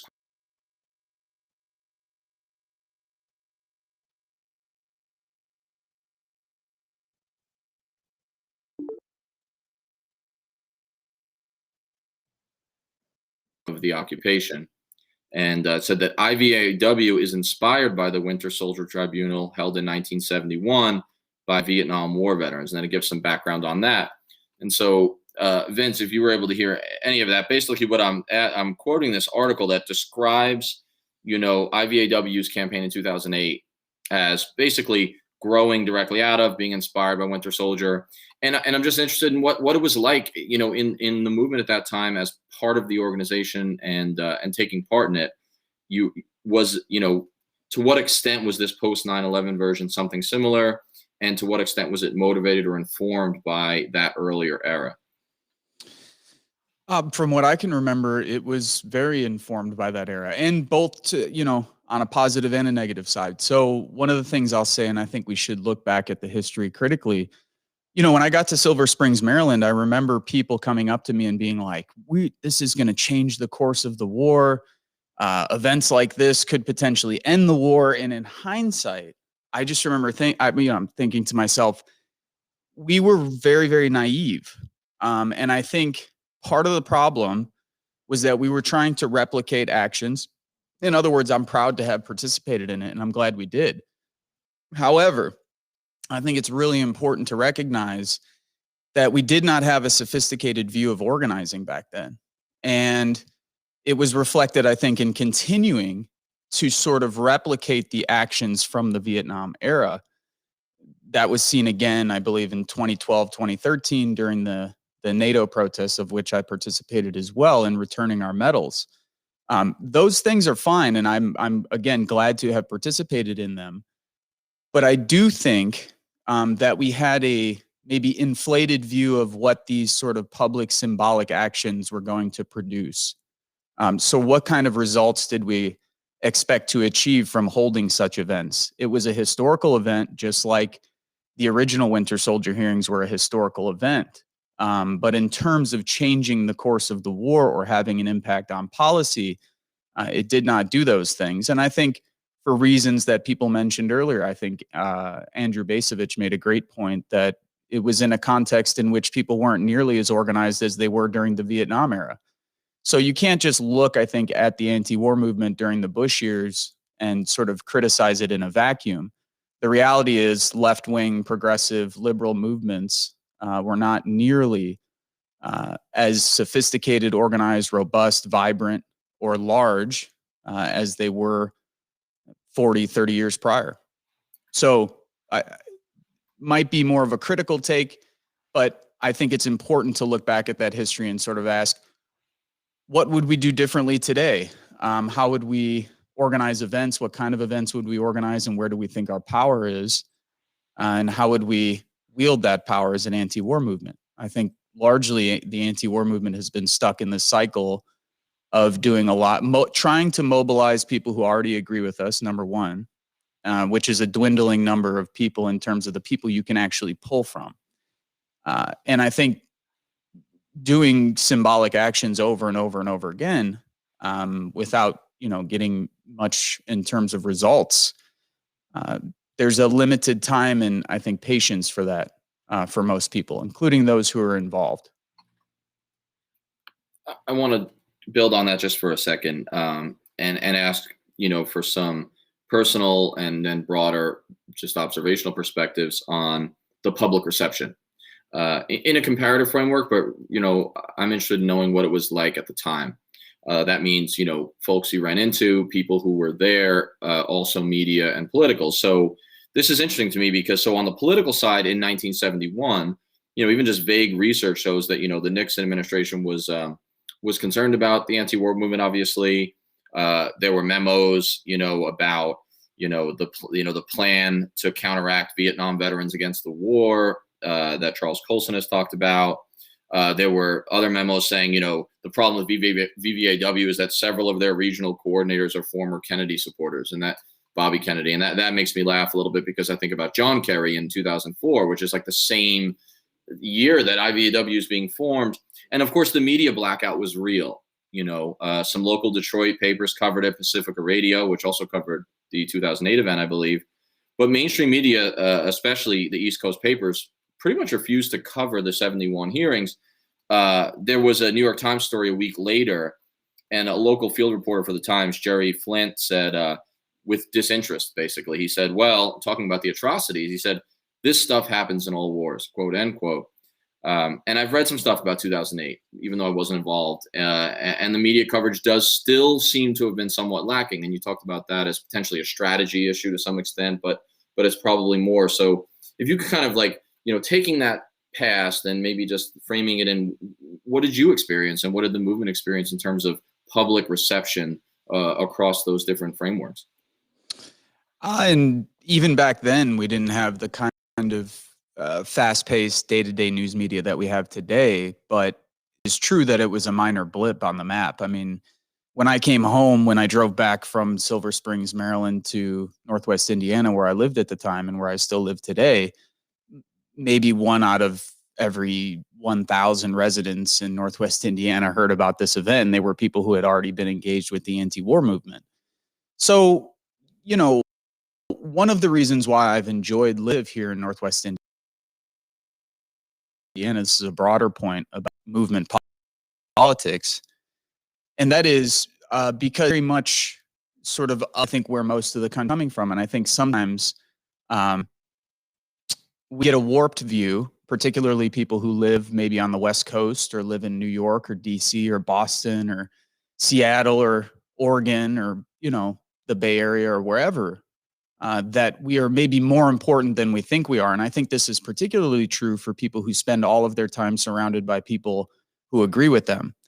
So if all of your friends are also people who identify as being in the anti-war movement, or if all your friends are also people who identify as progressives or leftists or whatever the case may be, that's a very small percentage of the total population in this country. So, one of the benefits of residing in Northwest Indiana is that no matter how many anti-war protests I went to, 300, 400,000 people, huge symbolic actions, civil disobedience, all kinds of things, nonviolent direct actions. I would always come home and, go back to working at the bar and realize that the vast majority of people in middle America had no idea what we were doing, had a slight idea of what we were doing. Or, we have to remember that back in 2008, there was still this sort of rhetoric from the right that you were a traitor, that you were unpatriotic, that you were a terrorist sympathizer if you didn't, quote unquote, support the troops, which de facto meant supporting the wars. So the country was, again, for all the talk of us being so divided today, the country has always been divided, and it was very divided back then. So my last major question is a bit more on similarities and differences, and dare I say, ... gulp, with a real historian on the line here in Greg. Lessons from Winter Soldier 71 and also 08 that you've seen.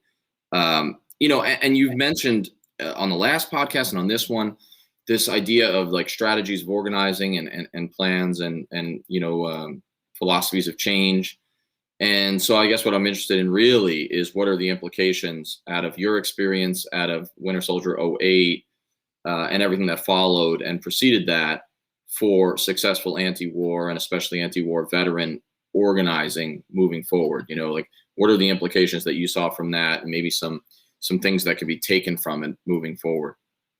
Ooh, that's the best question to ask. So thanks for that one, Danny. And it's also a long response, so I'll give it as short as I can. And I wrote down several things as y'all were having your discussion before, because people brought up some good points. Again, I would say context matters.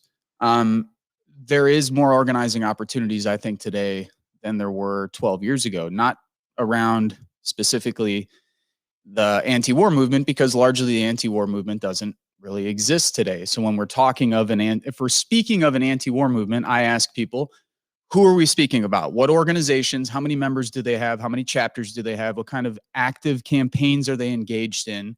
What's the long-term strategy? What are the short-term objectives to achieve that strategy? And getting people to move away from mobilizing and think about deep organizing. And by that, I mean spending most of our time, mobilizers and activists spend most of their time speaking with people who agree with us.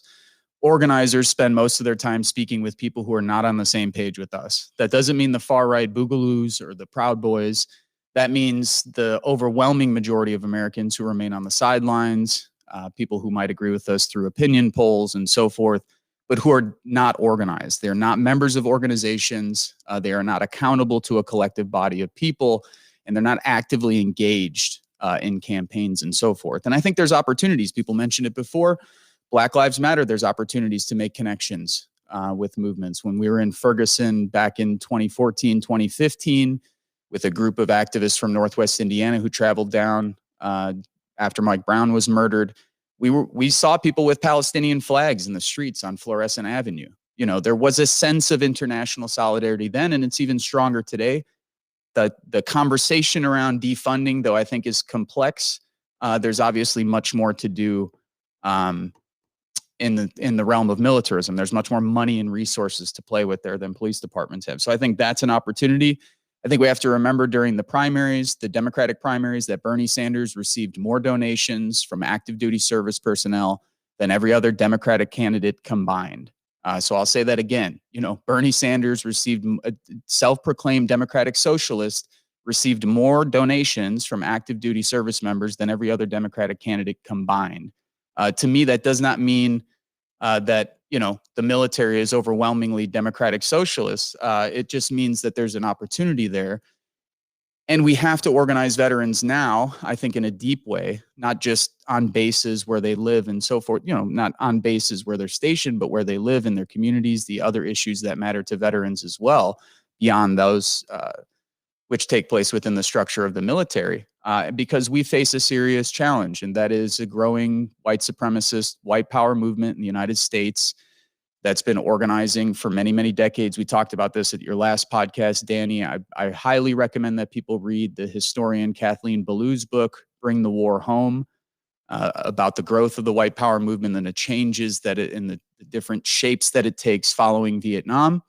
And we saw, I think, the real threat that movement poses on January 6th and on numerous occasions throughout the last 4 years. And as we've seen in the reporting following January 6th, I think 1 out of 5 to 1 out of 4 people who have been arrested at the Capitol building following January 6th were veterans. So we have this battle within the veterans community. You know, there's sections of the veterans community, and this is historically true going all the way back to the Civil War, that find themselves in extreme right movements like the Ku Klux Klan or like the modern day versions of those organizations. And on the other side, you know, veterans who come home and organize within the Communist Party, organize within the IWW, organize in labor unions, veterans playing key roles in the civil rights organizations like SNCC or in the Black Power movement like the Black Panthers. So this conflicted history, we're still fighting over it. And I think there's a lot of opportunities. But I do think we have to ask ourselves what shape the anti-war movement takes today, what kind of rebuilding process we have to go through, what are the lessons that we have to learn from the 60s and from the, you know, Bush era, the Obama era, and not to just glorify all of these moments, but to really think critically about them. What can we learn? What should we ditch? And how can we move forward with a better, more thoughtful movement that's more sophisticated and more powerful?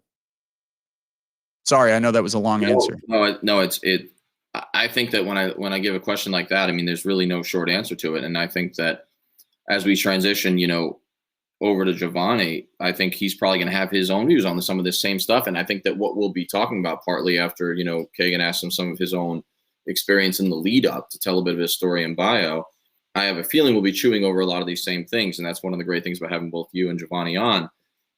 Before I transition over there, and feel free to stay on if you can, if you're available, and hop in as we close out. I'm not sure if Chris will be able to join us. There's always tech stuff, but you mentioned that Bernie, you know, gets this surprising support, or what seemingly is surprising support from veterans and military members.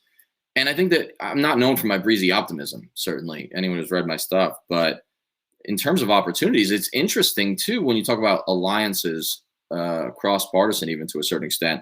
Ron Paul got an enormous amount of support in 08, maybe 12, that, you know, definitely 08 on the Republican side. So isn't that interesting in terms of like our leadership in the establishment parties not reflecting, right? Not being representative of necessarily the grassroots. I mean, even that applies in the military, because in it, you know, you have this sort of, you know, vaguely anti-interventionist, or strongly in some cases, Ron Paul getting support within the military and veteran community. And then you have Bernie, and like that alliance. I mean, it's complicated. It's not as simple as like, let's just get together and change the world, you know, libertarians and progressives. But I think that's interesting. So with that, do we want to go Kagan to introduce Giovanni and then continue this conversation, or go straight into Chris, Henry? I'm not sure if our connection has cleaned up enough for Chris to join in. So let's chat with Giovanni first. Yeah, let's continue this conversation. And Giovanni's been on for a long time and just been a great addition in the conversation. So Kagan, take it away. Thanks, Giovanni, for coming on again. We always appreciate having you. I just wanted to talk a little bit about your background. I know that you joined in '93. You spent some time in the Balkans. You worked as like a training specialist for combat medics, and afterwards for Department of the Army, and then also learning about base in 2013 and becoming the staff or the member coordinator for the entire organization in 2015.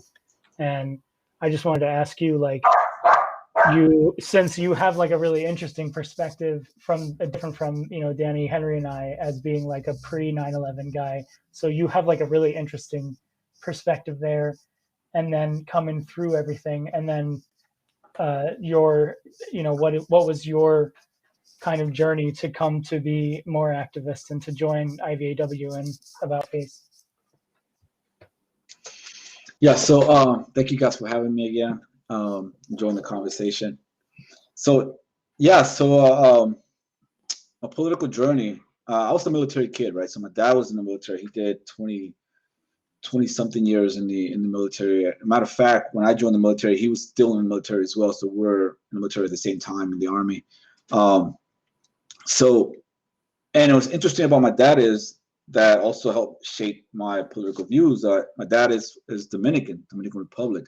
My mother's Puerto Rican. So I got these two cultures, right? They're very politicized cultures, right? Puerto Rico being a colony of the United States, and Dominican Republic being a kind of like a neo-colony or a vassal of the United States, right? There's a huge veteran population in Puerto Rico. I mean, the Vietnam War, about 48,000 Puerto Rican men were recruited, were conscripted to go to Vietnam. That's out of population of at the time was like 1,200,000 male population. So there was a huge chunk of people that were conscripted to the Vietnam War. So there's a lot of veterans in Puerto Rico. And what I saw there growing up in Puerto Rico, right, there were like these two avenues, just like Vince was talking about, or about, you know, the Bernie Sanders and, you know, and Ron Paul. In Puerto Rico, the context there is that some of these veterans that came back from Vietnam, they became involved into the independence movement, into the Puerto Rican independence movement. Others just became real diehard pro-staters, you know, pro-statehood, you know, and, you know, so you still have these challenges today. From my father's side, my father lived through a U.S. invasion in 1965, where President Johnson ordered the invasion of the Dominican Republic during a failed revolution there. 42,000 U.S. soldiers landed in the Dominican Republic. But that was a young boy at the time, so it pretty much shaped his view as well. But nonetheless, he still joined the military. But I grew up also listening to the stories of the U.S. occupation of the Dominican Republic in 1965 and soldiers and the bombings and so forth, right? So I get this perspective also from people that had experienced a U.S. military intervention from the other side, from the receiving end, you know. So I've had that experience. That's also shaped my view of war. So when I was living in the military base in Virginia, also experienced seeing how the Panama War played out. There was a lot of deployment. Can you guys hear me? I don't see anybody here. So there was this we got you. So there was a deployment from the base I was living in, Fort Eustis, of people going to Panama, right? They went to Panama, you know, and I was a kid then, and they came back from Panama, and 18 months later they went to the Gulf War, right? So they all left. So that pretty much impacted me as well, seeing this deployment in real world happening, and then the stories they came back with, and the pictures they came back with, you know, of dead Panamanians and dead Iraqis, and kids were passing around in school like you know, like it was trading cards, you know. So all that, you know, pretty much that kind of it was disturbing for me, but at the same time, it gave me a consciousness of what are American wars and what they're about, you know, of not believing the stories, you know. But nonetheless, I also joined the military right after high school, because that's what military kids do, you know. They join the military just like their fathers did. So I joined the military in 93. By 90, late 95, 96, you know, I found myself in the Balkans, right? Doing the NATO intervention in the former Yugoslavia, which was NATO's first military intervention, you know, since it was created. And pretty much decimated the country with the bombings, you know, and they intervened in the Civil War. The country, you know, was bombed, and then we were part of the NATO troops there, trying to implement the what was called IFOR, implementation force, right? So just like Colonel Basovic, when I left, I had no idea of the context of what was happening in Yugoslavia. I was just there. So I had no idea of the politics involved. You know, what was the Civil War happening in this country that pretty much up to that point I didn't know existed. Well, I did know existed because of the car Yugo, the Yugo car, but I didn't really know too much about it. It wasn't after later that I started to read about the Yugoslav conflict, and by also started learning about the Panamanian conflict. It pretty much shaped my view a lot.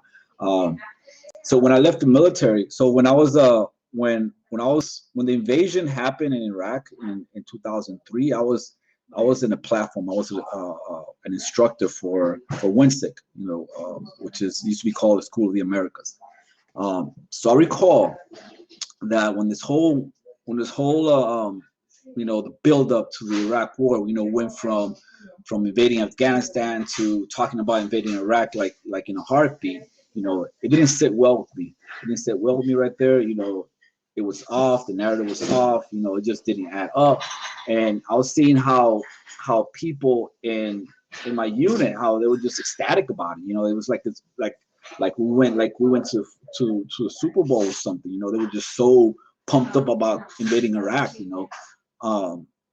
And I remember I was disturbed with that, and I recall that right there and then I made a choice that I was going to leave the military. That wasn't, I'm not going to participate in this. At that point, I had either 10 years or 11 years in the military back then. I recall right now. So I refused to go to the Iraq War. Luckily that I wasn't put in a position where I had to make a choice of either going or deserting or whatnot. But I already made up my mind that I was not going to participate in that war. And my ETS came earlier, so I ETS out of the military. I left. I had like 2 kids, and I didn't have a plan when I left the military. So that like the first 3 years was kind of very shaky in my marriage and all that, because it was just really, I had a livelihood in the military. Now pretty much abruptly cut it off. But which brings me to Iraq Veterans Against the War. I joined Iraq Veterans Against the War in 2013, and I recall finding this community where veterans were of like-minded, kind of like what Vince was talking about, being around people that already agree with you. Because what was before that was that, I was in Fort Benning, Georgia, which is a huge, and that's when I got out from, which is a huge veterans community. I couldn't relate to none of the veterans around me. I mean, I was just so disgusted by them, and either they were pro-war, pro-Iraq war, and using all these negative, all these racialized, slurs against Iraqis, right? Or they were hyped up because they were about to get, because of deployment, because of the good money, I get to buy a boat, I get to, buy another house, and yada, yada, yada, yada. So I was kind of disgusted by all that. So I remember when I found Iraq Veterans Against the War, I was already in Texas by then. I found this community of veterans that was critical of the Iraq War, that was critical of the Afghanistan War. I remember the first actual member that I met. One of the first members that I met was his name was Jacob George. He was a veteran of the Afghanistan War. I think he deployed like 2 or 3 times to Afghanistan, and I recall seeing him, listening to his testimony. It was very impactful to me. So yeah. So fast forward, just like Danny said, I'm the member coordinator of About Face now. So when people join, I make the first contact, contact people by email, then I follow up with a call, and I have this one-on-one conversation with people, and having that job, right? Doing that, also, I get a chance, the opportunity to hear what veterans really have to say about these wars and how their military services and how they feel about it. The ones that join About Face, and for many of them, it's the first time that they actually open up about their true feelings about the military to another veteran. So it becomes I become a safe space for them, so they can open up towards me. And and I help them transition into being more involved members in About Face. How do you think we can, like, I know Vince talked about this, and it's something that we kind of danced around a lot the whole time, but I mean, the thing that, as you said, it is great. It is great to be in a space where you have the ability to like speak your truth and not feel weird about it. And I know that we can do that. Like for me in the military, I was so grateful to have 2 or 3 people that I could talk about what we were doing. And I could be like, this is fucked up, right? Oh yeah. Yeah, and then we could actually have a discussion, and like it would kind of, it wouldn't make me feel better about it, but at least I would know like I'm not the only person feeling this way. And while I'm grateful that we have these spaces where we can be ourselves. The challenge, as Vince said, is that we have to figure out how to broaden the tent. We have to bring the other folks in, or like collaborate with those other folks. And what do you feel like? What do you see from the organization, and what do you feel like is the next steps going forward for that? I don't really have the answer to that. I want to add to some of the critique that Vince said earlier. I think also the digital platform that we've gotten accustomed to also hampers a lot of organizing on the ground. Too many people are just so comfortable. It's easy to argue on social media. It's easy to send those petitions, and it's easy to send those events. Here in Texas, we do a lot of events. We've been really active here in Texas with the About Face members here, and we all do a lot of like those Facebook event pages, and we're going to hold something together, and there's about 60, 70 people, say maybe, or they're going, to the event, and then the event happens and it's like 15 people show up, so that's kind of challenging, and you'll think that with social media, you'll be able to reach a broader audience and stuff like that, but it's not always the case, I guess, I get it. People are busy, people, we live in a very hyper individualized society where individualism is key. Solidarity takes a little bit more effort. And people are just so far removed from these wars. I mean, being a new member coordinator, right? I can recall that when last year, when Trump assassinated General Soleimani, the Iranian general, right? We had a spike in membership, right? We had a spike of people applying, in the next couple of months, because everybody thought they were going to go to war, So there was a lot of veterans, a lot of active duty veterans as well. They were applying, and then it kind of mellowed out a little bit when Trump announced that he was going to mobilize active duty soldiers and National Guard soldiers, right, to quell the George Floyd protests, right? There was another spike of members. I mean, I think in one day I had like 100 applications in one day. Of a lot of them were National Guard people, a lot of them, some people were active duty people and stuff like that. And then it kind of closed down again. It seems like when there's a moment of crisis, when there's a moment where people are like, oh snap, something's going to happen. There seems to be an interest in anti-war. At least finding an avenue of anti-war. But when people go back to comfort levels, right, it kind of closed down again. Also, when Vince was deployed in the early years of Iraq, there were boots on the ground. Now people are just so far removed from the battlefield. Now you're fighting with proxy militaries or proxy militias with drones.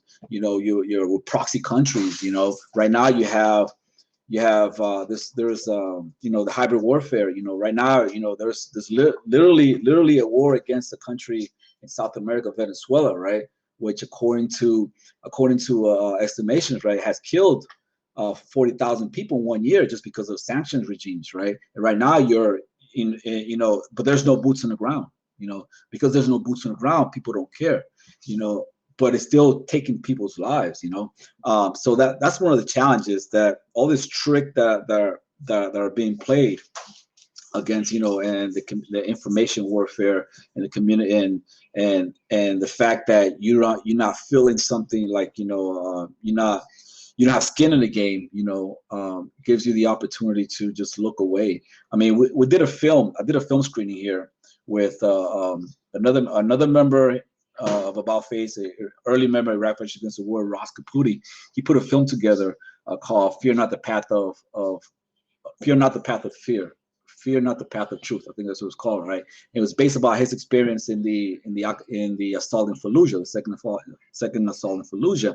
So I screened that film at a community college here, and the people that were there, the students that were there, they were like in their early 20s, and whatnot. And after we did the film, the end of the film, we had like a Q&A, a discussion and whatnot. And I was just surprised how Iraq was it's just a vague memory for them. You know, when the invasion happened, they were probably like 6 years old or something like that. It was just such a vague memory for them that, you know, they couldn't really articulate what happened. You know, it was something fresh and new for them. You know, so yeah, so. You know, I think Gore Vidal talking about United States of Amnesia. I think that's what's happening. You know, we have such short memories that makes things hard. It makes, you know, hard for persistent organizing, and people just keep their eyes on the goal. Something I've been thinking about is like, so I mean, I don't know how many of you guys have like dug into digital marketing these days, but you know, everything is driven by algorithms, right? That's how everything that pops up on your phone comes up, is based on the things that you say that you like. And so the hard thing for marketing, because there is such a huge, there's so much stuff out there, it's so hard to get everything. So the idea is, you know, there are ways that you can trick the algorithm to be on your side, to get your advertisement and your stuff in there. And I'm thinking that's what we need to be doing. Like, we need to be finding ways for our organizations to be using the algorithms to our advantage, just the way that anybody who's trying to sell a product is trying to do. And I know, like, a lot of us are not super pro capitalism, but like in today's market, I think that that's going to really help us, is if we find a way to utilize these tools that are being used by everybody else. And like, that's what informs people's worldview. So if we get it in front of people's faces, then people will start to pay attention more. But yeah, it's so hard to do. And it's hard when people don't have that memory of, you know, oh shit, like this was a big thing that happened. And we all, like, I think all of us remember watching, you know, our invasion in 2003, and, you know, just watching everything on TV unfold. And like, there just hasn't been anything close to that since then. And, you know, yeah, we just have to find a way to get it in front of people's faces, and to connect it to how it matters to them. I mean, a lot of our members today, coming in today in About Face, they haven't deployed anywhere. And that just tells you how far removed this whole concept of boots on the ground, you know, has gone. You know, they haven't deployed. As compared to the early IVAW members, where all of them pretty much were combat vets. You know, I'm not here trying, deployment versus not, non-deployed like Danny talked about earlier. I mean, that's irrelevant to me. But just the fact that, just point out the fact that it just been so effective. I think it started with Obama with this, with pulling back, hard power out, and increasing, because you increase the special operations divisions, right? So now they're doing a lot of the fighting. What they're doing is they're doing a lot of the training for local militias or local militaries and whatnot. So they're the ones actually putting skin in the game, right? So you have, you have all these wars by proxy, and the American and Joe and Jane are not having to feel the brunt of that, But yeah, I think that's interesting as well. Speaking as one of those folks, like as somebody who worked with special operations with NSA, CIA, special forces, it's like, yeah, I mean, the thing is that's always been on my mind too. It's like the fact that I never deployed, but like I dealt with a lot of death and a lot of combat from 6,000-7,000 miles away, and something when you look into RCS, remote combat stress, is that you see that like, it's like on deployment, you have the whole like pre-deployment, deployment, post-deployment, like you have a cycle. But like for those of us who, it's our job, like we're just at this level the entire time, like the entire time that you're at the duty station, the entire time you're doing the job, and you don't have that like downtime, that recycling. And it's good for the military, and it's good for the public, because everything is behind closed doors. And it's not our people on the ground, it's not us focusing. But like for those of us who do bear the brunt of the work, and especially like the drone operators, the drones, the sensor operators, and the pilots, like they, it's just something that people don't really understand. Like this is still war, and it still affects us because we're human beings. I think that that's a really important point that Giovanni and Kagan both raised about the changing nature of the wars. When we talk about methods to sort of squelch military dissent or make it invisible, well, the draft was a big part of that. But I wonder if there's something almost more nefarious about turning war itself invisible, this abstraction that Giovanni talked about. And when you go tech savvy, when you go proxy, when you go commando raids that are so classified, right? Or you blur the line between contractor, soldier, intelligence operative, and kind of foreign forces, right? That's another challenge that, that wasn't even really on the radar, at least I don't think, to the same extent for someone like, Andrew Bacevich, right?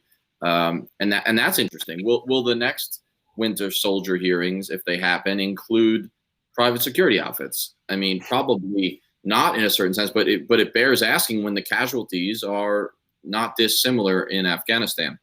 But I will say this. So, as ever, we're over, right? That's what we do.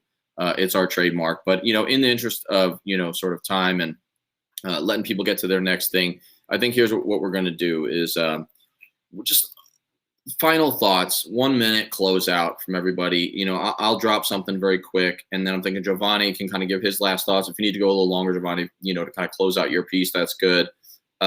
Greg will hop in, Vince, Kagan, and then we'll let Henry drop the mic, literal, figurative, since he's the brains of the operation.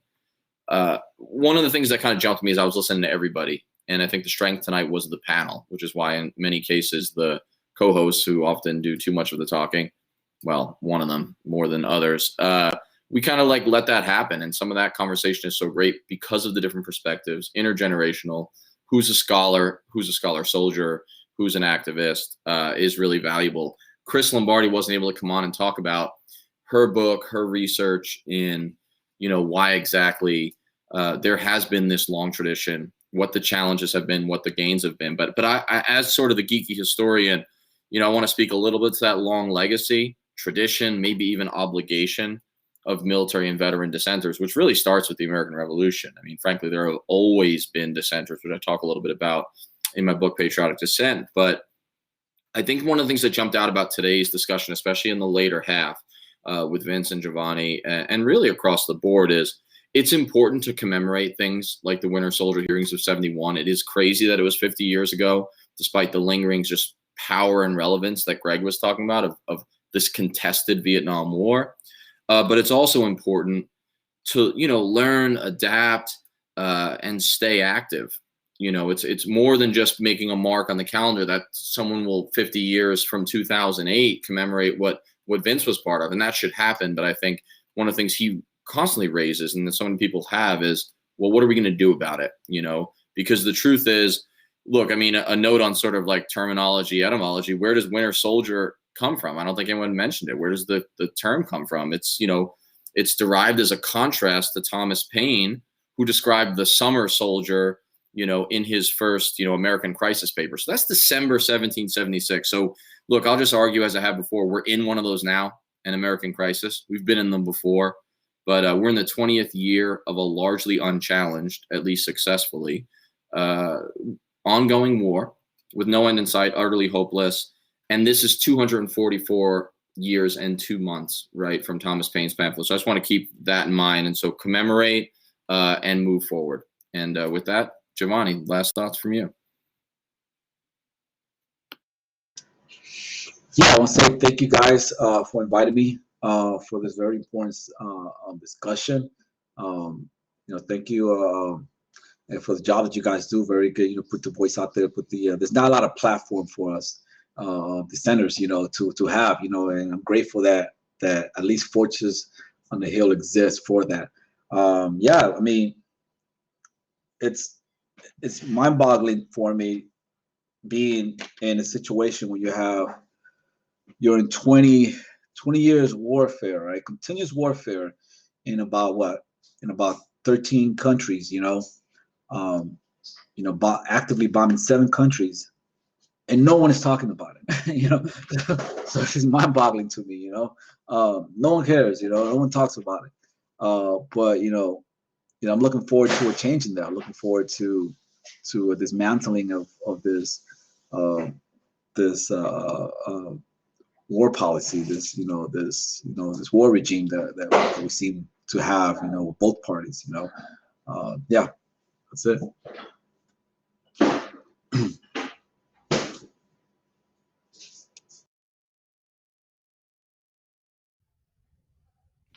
Am I up, Danny?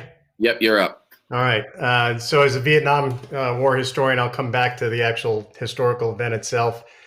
And just quote to you one of the sergeants from the 1st Marine Division that testified in January of 1971 at the Winter Soldier hearings. And in the conversation, he said, "We were conditioned to believe that this was all good for the nation. This was good for the country. And anything we did was okay." And I think that is ultimately the challenge here is how do we contest this conditioning? How do we continue to contest the militarization of American foreign policy and continue to contest what I would argue and others have, the illiberal practices that support a supposed liberal world order? And I think, that it's conversations like this that help us do that. And so I applaud everybody that's associated, not just with this conversation here tonight, but also Fortress on a Hill. And I think the challenge then becomes for the listeners, not just to stop the conversation at the end of this evening, but to continue it in communities across the nation, because ultimately that's what our predecessors wanted to have happen. They didn't want the conversation to end at those Winter Soldier hearings. They wanted it to continue across the nation after those 3 days were done in the end of January, beginning of February in Detroit in 1971. Thanks very much for that, Greg, and thanks for coming on and staying on and providing so much context. Vince, final thoughts? Yeah, I think you know what I'm going to say, and that is we've got to organize. Danny said it earlier. We're in a moment of crisis in the country. The people that people will look to, Thomas Paine, I'm very glad that Danny brought him up. I don't care if it's him. I don't care if it's Karl Marx, Ella Baker, whoever, Stokely Carmichael, whoever your hero is. They were not just writing pamphlets and they were not just writing books or memos. They were on the ground, active participants in whatever it was they were doing. And that goes from Marx to Thomas Paine to Ella Baker to Malcolm X to whoever else you want to cite. We have to have more people organizing. Like, we have to organize in our churches, in our workplaces, in our communities, on campus, in schools across the country. That's the only thing that's going to stop future wars. And that's by us having more political power. The opinion polls are with us. It doesn't matter if you poll veterans or conservatives or liberals or progressives. There is not an appetite in this country for protracted war. So the question is, how do we organize and mobilize those who already agree with us, which is the majority of the country? For me, that gets back to organizing. So it's not so much about getting the info out. Yes, like, we have to get information out there. But again, poll after poll shows, from veterans to Republicans to Democrats, the majority of Americans want troops out of Afghanistan. So why are they not out of Afghanistan? Because the majority of Americans are not organized. So until we get organized, none of this, in my opinion, is going to change. These wars will continue. The special forces operations will continue because we don't have any political power. So until we have political power, I'm afraid that, we'll probably be having the same conversation over and over again. The good thing is that there are millions of people in the country who are organizing. So my parting words is what they always are, which is people have to get active. Got to get off the couch. It's more difficult under the pandemic, sure, but tweets and memes and, pithy statements and all the rest are not going to change U.S. militarism. The only thing that will do that is organized political power. Thanks so much, Vince. And I'm always glad that you bring that perspective, that there's a move forward element to this. I love history. I'll read it all day, but, there may not be direct lessons, and if we try to take them, they're usually the wrong ones, but there's certainly a motivating factor and, taking that context and some application. So with that, my co-host Kagan, and I just want to thank, first of all the guests that are still on. This has been great. And Kagan, take it away. Thanks everyone for coming on. So glad to have you guys. Sorry that we didn't get to everybody that we wanted, but sometimes things happen. I agree with Vince a lot. We have to figure out ways to organize. We have to find ways to inject the conversation into everyday life. Finding ways to like something that my wife asked. She is a little bit younger than me, and so she wasn't really like involved in any of this until I started bringing it up more when we first met. And I think that that's really typical for a lot of people in my generation, for millennials. It's just that a lot of us don't, especially the folks who didn't have anybody around who was a part of it. It's not a part of their life, so they don't think about it. But I try to remind everybody that foreign policy is domestic policy. Everything that we do overseas comes here, and everything that we want to do, we start doing it overseas because it doesn't affect Americans, and therefore we don't care about it. Or we bring people together and we decide, when is enough. And we have to call out our politicians. We have to call out the people who take money from these defense contractors and say, you're never going to support being against the war when, where Raytheon or Boeing is making money in your district, and like, that's the stuff that gets people to think more and gets people to actually pay attention. So I am hoping that, we have to find those really effective ways to move forward and to help everybody be a part of the conversation.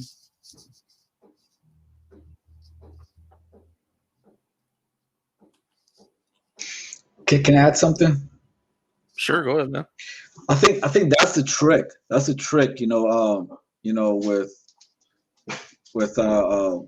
what you said about the politicians, is the fundamental thing is, how do we get them to fear us?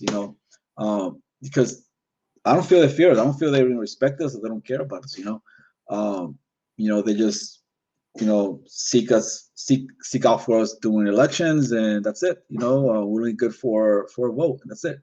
But the thing is, how to get them to fear us. How to get them to fear us. That's the key word. The key perspective. Also, when it comes to organizing, right? I feel that a lot of people just don't know how. They don't know the first step. So just saying organize. People just need to know how to organize. A lot of people, doesn't have that direction. There's no how to start. And I speak, like I said, when I speak to a lot of people, they just don't know. The people that join About Face, the new applicants, they just don't know where to start. They just don't know what to do. So yeah.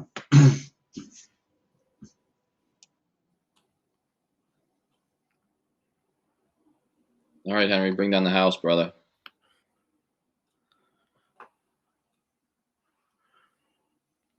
So some time ago, Danny and I were talking about how he and I served in different armies. That experience within serving in the military varies so widely. How can you understand what the ordinary behavior of the whole is, if not by assembling the parts to see more of the picture? Greg, you mentioned earlier that only 25% of the mobilized force to Vietnam actually experienced combat. And this picture we're trying to assemble, if we think of a puzzle box, we see the picture on the outside, but do we verify that when those pieces are assembled that they're going to match the picture? It's only through that learned experience that we get outside of that standard box. This is the difference, showing the huge knowledge and experience gap between the recruiting pamphlet and the lived experience of the veteran. We have to find ways to expand this tent to include the experiences of veterans whose time in the military doesn't match our own, and whose politics don't match our own. We have to understand that veterans we're not a monolith. We come in all shapes and sizes, and if we're to understand what it means to be a soldier of color or a female soldier, or to understand what it meant to be a soldier even in other eras like we've been talking about today, we have to go to the source. American veterans hold their perceived service so very closely with their own identity that more often than not, criticizing military service to them means criticizing veterans, and that's not what we're intending to do. The veterans who participated in Winter Soldier, they chose to disregard that notion and powerfully say, this was wrong to us, and we hope it was wrong to you too. Lastly, we have to understand that commemorating something doesn't ensure that people will actively and honestly commemorate it. Commemoration is not analysis. Commemoration is not advocacy. We have Veterans Day and Memorial Day and the 4th of July, but each day means something different to every American citizen and to every veteran. And Americans have their beliefs bookended by, the circles they lived in. Like Danny said a little bit ago, the event goes by, Memorial Day or whatever, and as a citizen, we put our pin in it and say we did our job. We felt sad or reflective at the appropriate moment, and now our calendar and hence our mindset can move on. Anti-war veterans have to find ways to disrupt that, to disrupt the narratives of war, and sometimes that includes being the targets for other citizens or other veterans who honestly may end up seeing us as traitors. And we have to understand that we're trying to rise to a better level of patriotism, a much more reflective one.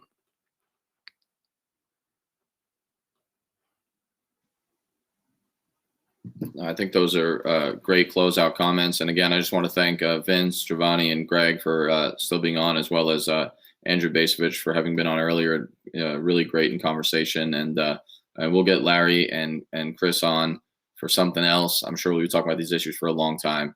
And so thanks to everybody, and to listeners now and then people restreaming, which is where most of our, views get, kind of seen. Thanks for tuning in, and this has been awesome, and we'll do it again soon. Thanks, guys. Take care.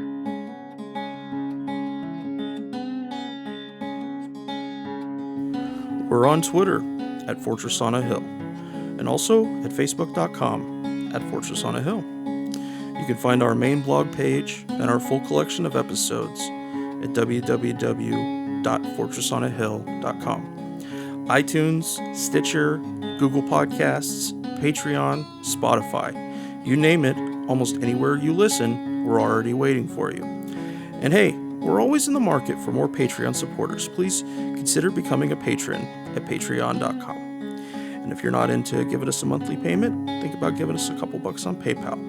The link is in the show notes. Skepticism is one's best armor. Never forget it. We'll see you next time. And listen to my song. I hope you'll pay attention. I will not